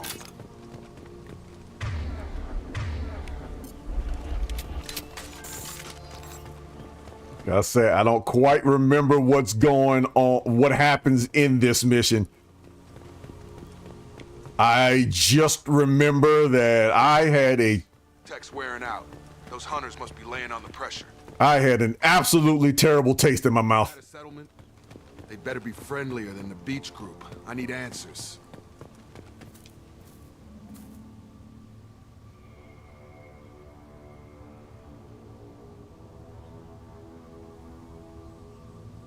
No fight from these guys, but they've got the same uniform as the others who attacked us. There aren't any men here. Maybe it affects genders differently. Makes males get violent? If they were violent, I'd have killed them. But the woman on the beach said hunters were exiled. It doesn't matter right now. One of these people must know what my father has to do with this. You have his face. He promised to call the sky, but he sends nothing. He forced us to eat, to decay. You are cursed with his face.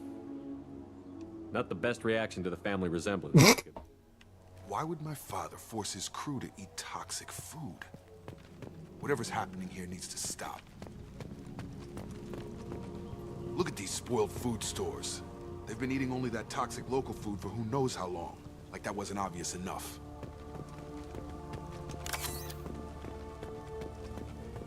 The hunters will kill you. They fight because he exiled them and waited too long. He keeps us, protects us, and we please him like he demands. What the hell? Somebody had to push them to make that. That's borderline worship. He is bad. He has a bad face like the other. Like him. You'll hurt me.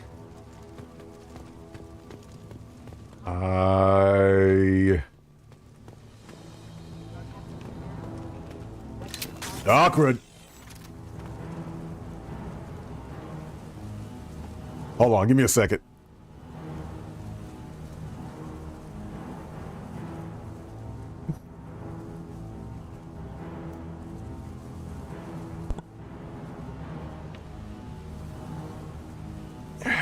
Yeah, I'm starting to remember why. I am starting to remember why I had a bad taste in my mouth about this mission.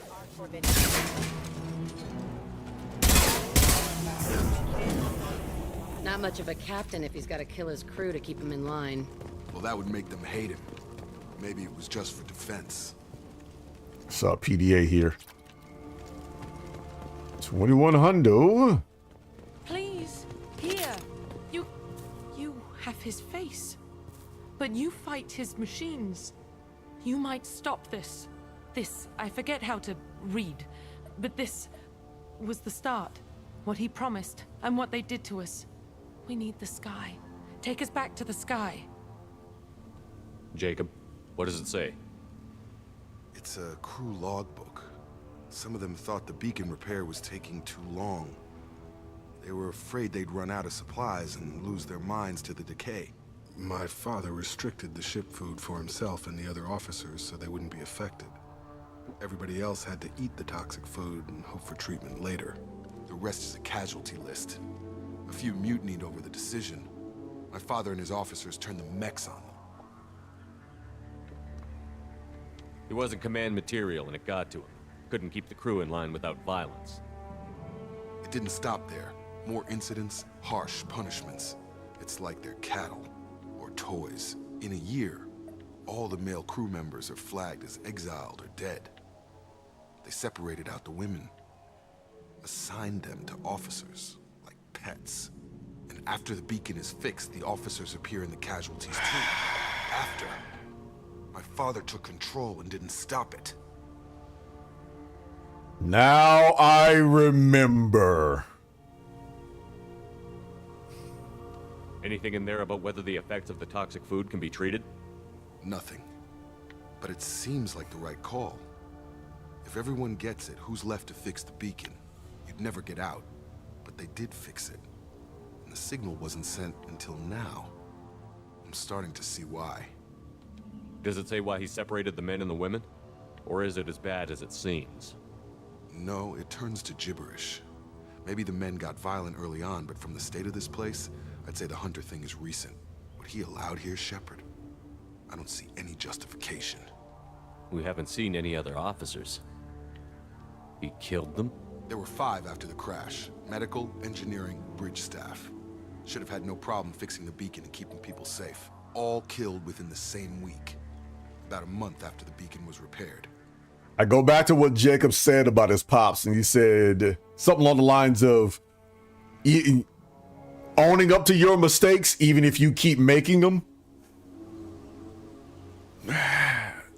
After a while, this ain't mistakes. This is deliberate.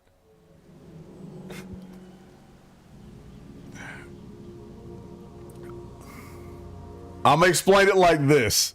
This is the Legion from Fallout New Vegas. Granted on a very small scale, but this is the Legion. Do you see an explanation for this? He's your father. Is he? None of this fits. Maybe the initial decision, but the rest? Abuse of power doesn't get any clearer than this. I need to find this man.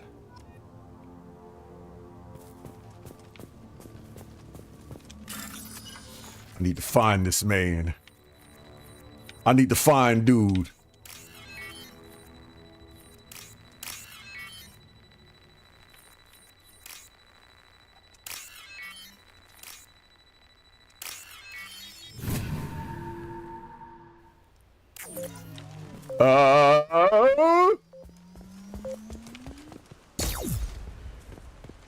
Oh, I thought the boom was going to be bigger than that.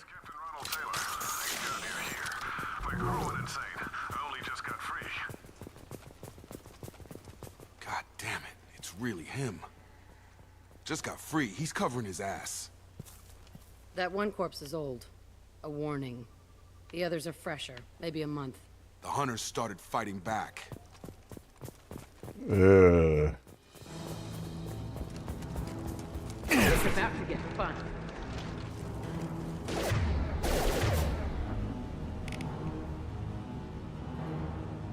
Jack, take him down.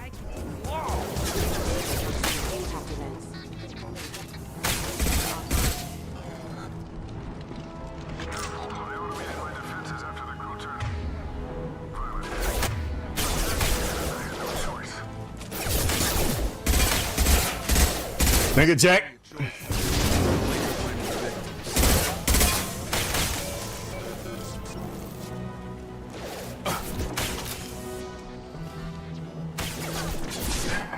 I'm remembering a lot of this quest now.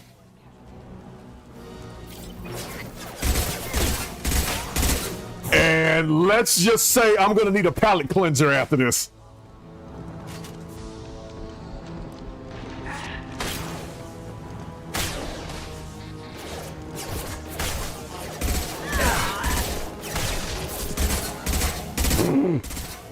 Dang it, Jack. Jacqueline, get up.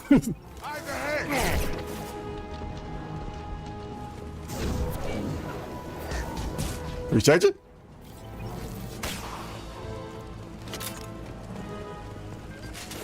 This looks interesting.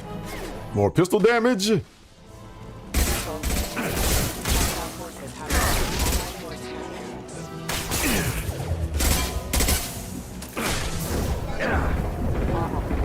Crap. That's not good.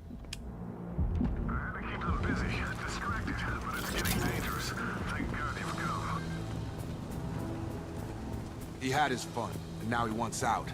Son of a bitch.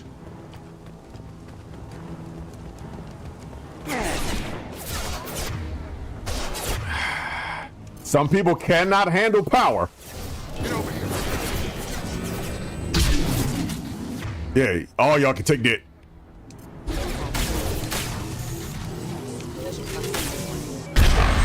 What? I love this gun. We're up ahead.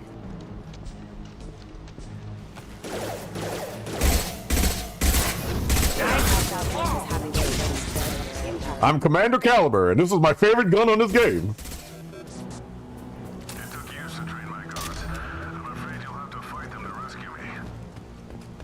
Oh, partner, there ain't gonna be no rescue in there.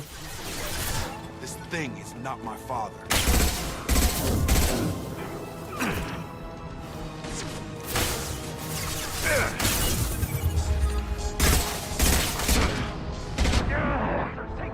Punch it, punch it, punch it. Ah, heck.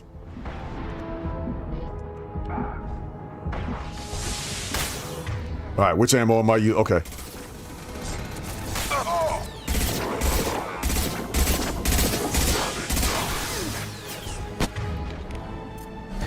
You're gonna need that.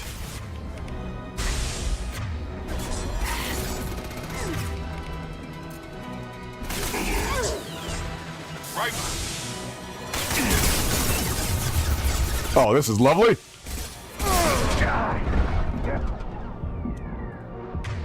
That's right there. Run, run, run, run, run, run, run.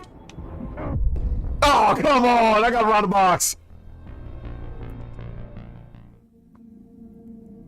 All right, Ty, focus. Focus. You'll get your chance to finish this mission. Don't think about it too hard. Incoming.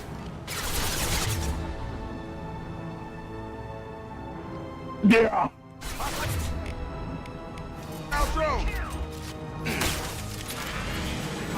Yeah, flash shield.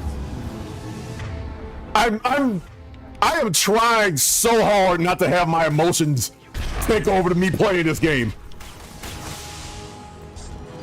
I am angry. Come on over. I am legit angry. On my way. Gotcha. You two get over here. If I die,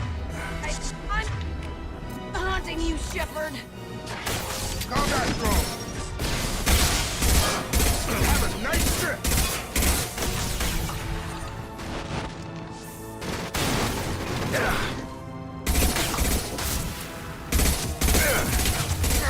Take that. Enough with the toys. I need to look my father in the eye and hear him justify this. Oh, there ain't no justification to this, partner. The only justification I can think of right now is one to the head at least.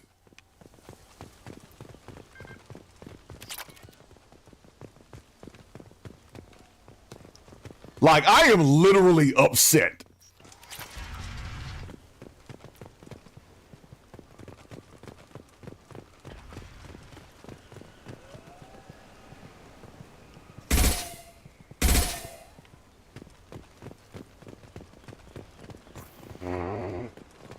You know, back in CST, we used to have this phrase that what is a M4 or M16 without ammo? A 10-pound bet. I would love to have a 10-pound bet right now.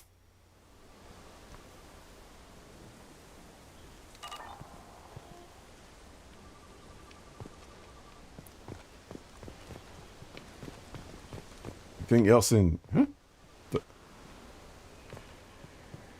But to say that almost looked like Geth technology.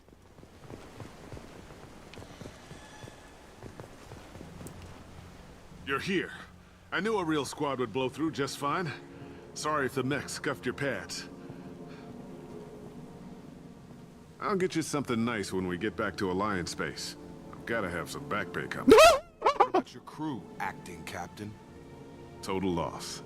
The toxic food turned them wild. They propped me up here in some kind of ritual behavior.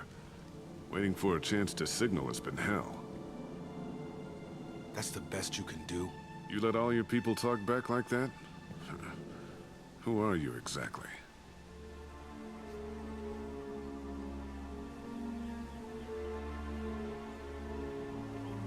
I'm not even giving you the justification. I'm not even giving you the chance to even know what my name is. Doesn't matter. You're running a very questionable setup here, Captain. Explain. Of course. It was chaos after the crash, and the crew never really accepted me as captain. They rebelled and trapped us here. Once they started eating the toxic food, I couldn't control them. And I couldn't get to the beacon. Just stop. We know what you did to your crew. Why let this go 10 years? Who the hell are you? Really? Lieutenant Jacob Taylor. Jacob? My Jacob? Not who you expected, Captain? I was hoping not to have to explain this to him. Or anyone, really. You have to understand, this isn't me. The realities of command, they change you. I wasn't ready for that. I made sure you were taught right. Before I left, I hoped to leave it at that. I'm not biting, Captain. At some point, you chose to do this to your crew. You. What was that moment? I want to know that there was an actual reason. There was resistance to the plan. Mutiny. We had to take a hard line to keep order. And things settled down. As the decay set in, we made sure the crew were comfortable. Some even seemed happier. Ignorance is bliss, right? And they were grateful for guidance, like an instinct. Pure authority was easy, at first. Months in, the effect lowered inhibitions. They got territorial. Rank, protocol, they couldn't understand. We had to establish dominance. After a while, the perks seemed normal. Watch them. That's it? You created a harem and played king? 10 years in a juvenile fantasy? I can't point to where it all went wrong. But when the beacon was ready, revealing what happened didn't seem like a good idea.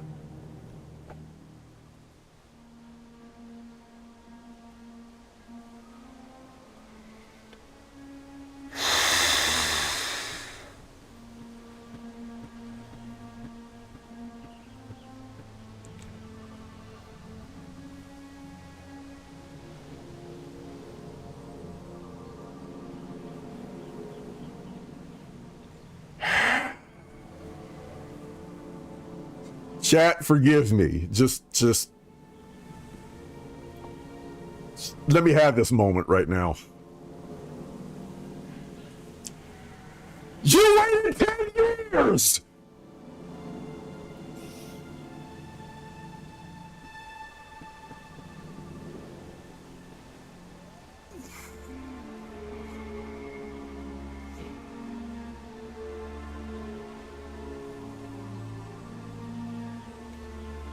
I remember this very well now.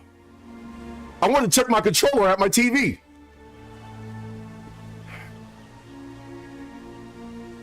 Now, I wasn't going to break a 73-inch TV because of a video game thing, but it had crossed my mind. 10 years. You turned off the beacon for 10 years. If you had it on and nobody showed up, I won't exactly say all is forgiven, but I'd understand. You'd have a better understanding. Even if you told me we tried to do this a different way because we're in the Terminus systems,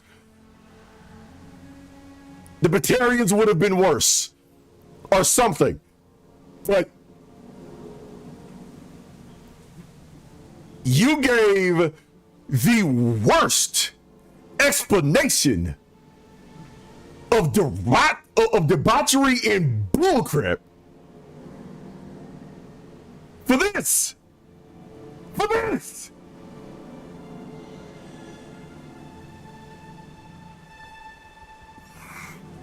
You get a choice in this. And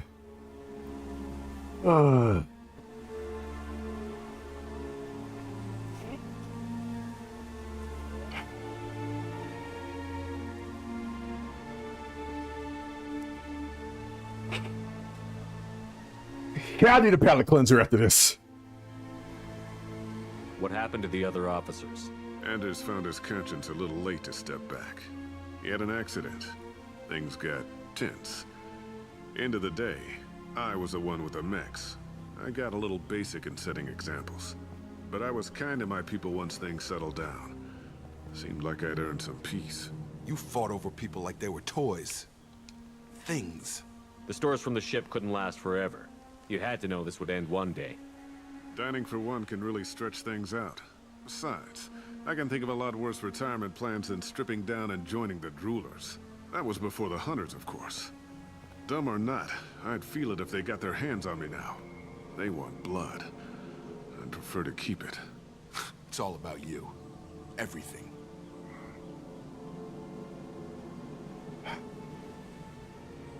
You didn't feel any responsibility to get out of here for the sake of family? I gave him a good start. He was a smart kid and was better off not following me. We figured that out a long time before I took jobs in deep space. And after things escalated here, it seemed best to just disappear off the galactic map. Till you needed someone to save your ass.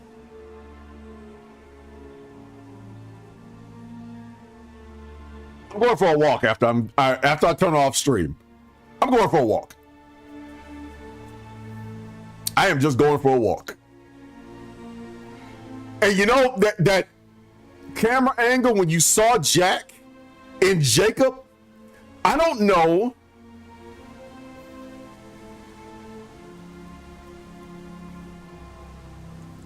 I don't quite know.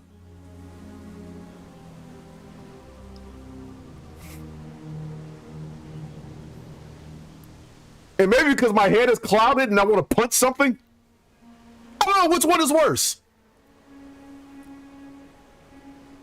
Jacob already knew his pops was a dirtbag. A committed dirtbag. That made it even worse.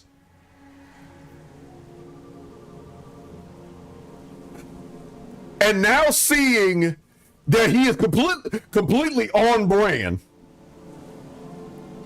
Or Jack, who did not know her parents, and her first thoughts was stuck in a Cerberus cell and being a guinea pig.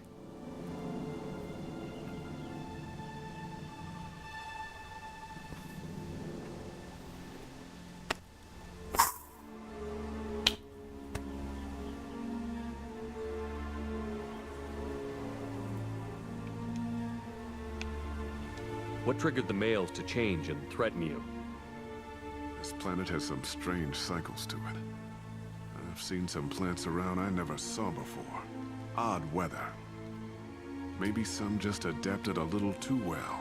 And if you treat them like animals, big shock. They become animals. Dumb skull.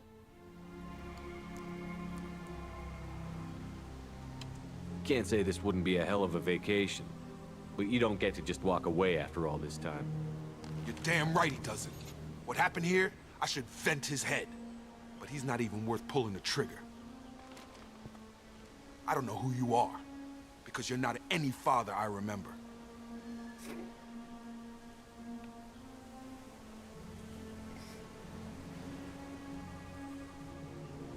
I'm pretty sure we can spare the ammo. Yeah, you're right. But I'm not taking the shot. My father owned his mistakes. He was a different man.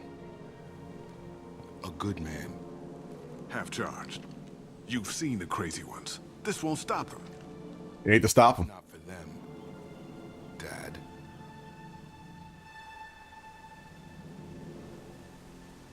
This ain't my problem.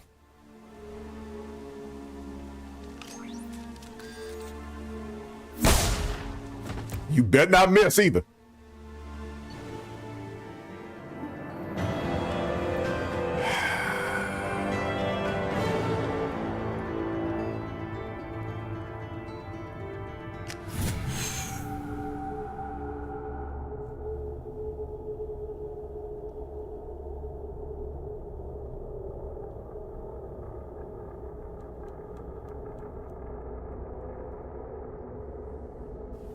Alliance ships are inbound to pick up survivors, Commander. We could be long gone by the time they get here.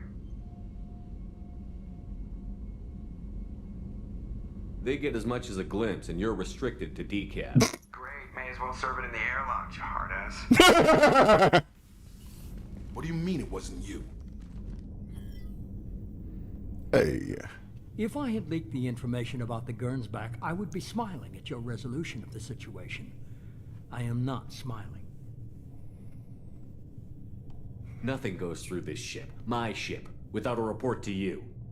I had no more reason to believe Jacob's father was alive than he did, but I'm happy to know the situation is behind you. Fine, you didn't forward it, so who did? I did. Mo? Was this supposed to be a favor, or did you just want to see him squirm? What he did with it was his own business. There was a time when it mattered to you. Sending this along seemed like keeping an old promise. I keep my promises. Miranda, we'll discuss your liberal interpretation of security protocol in private. Shepard, Jacob. Bye.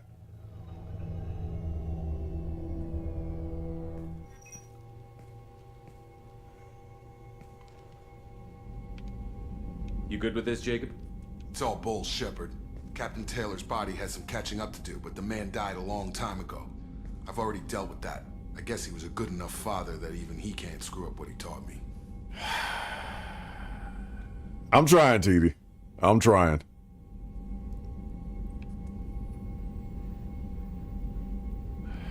I'm trying.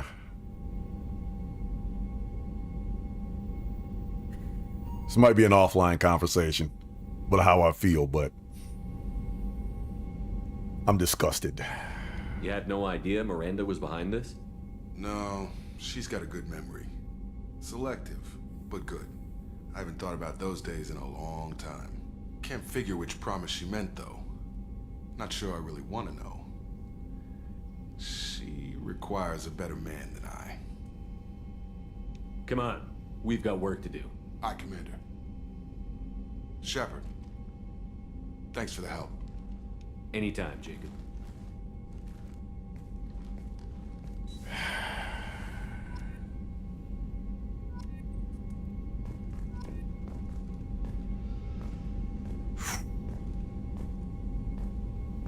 I made the choice for him to own up to his actions. Not even for him, for the hunters. Been through enough. Alliance can come pick them up. Hopefully they can get some treatment and get some kind of closure.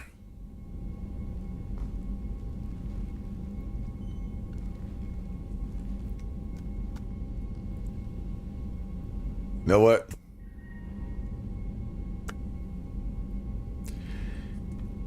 Y'all keep it easy. I'm going for a walk.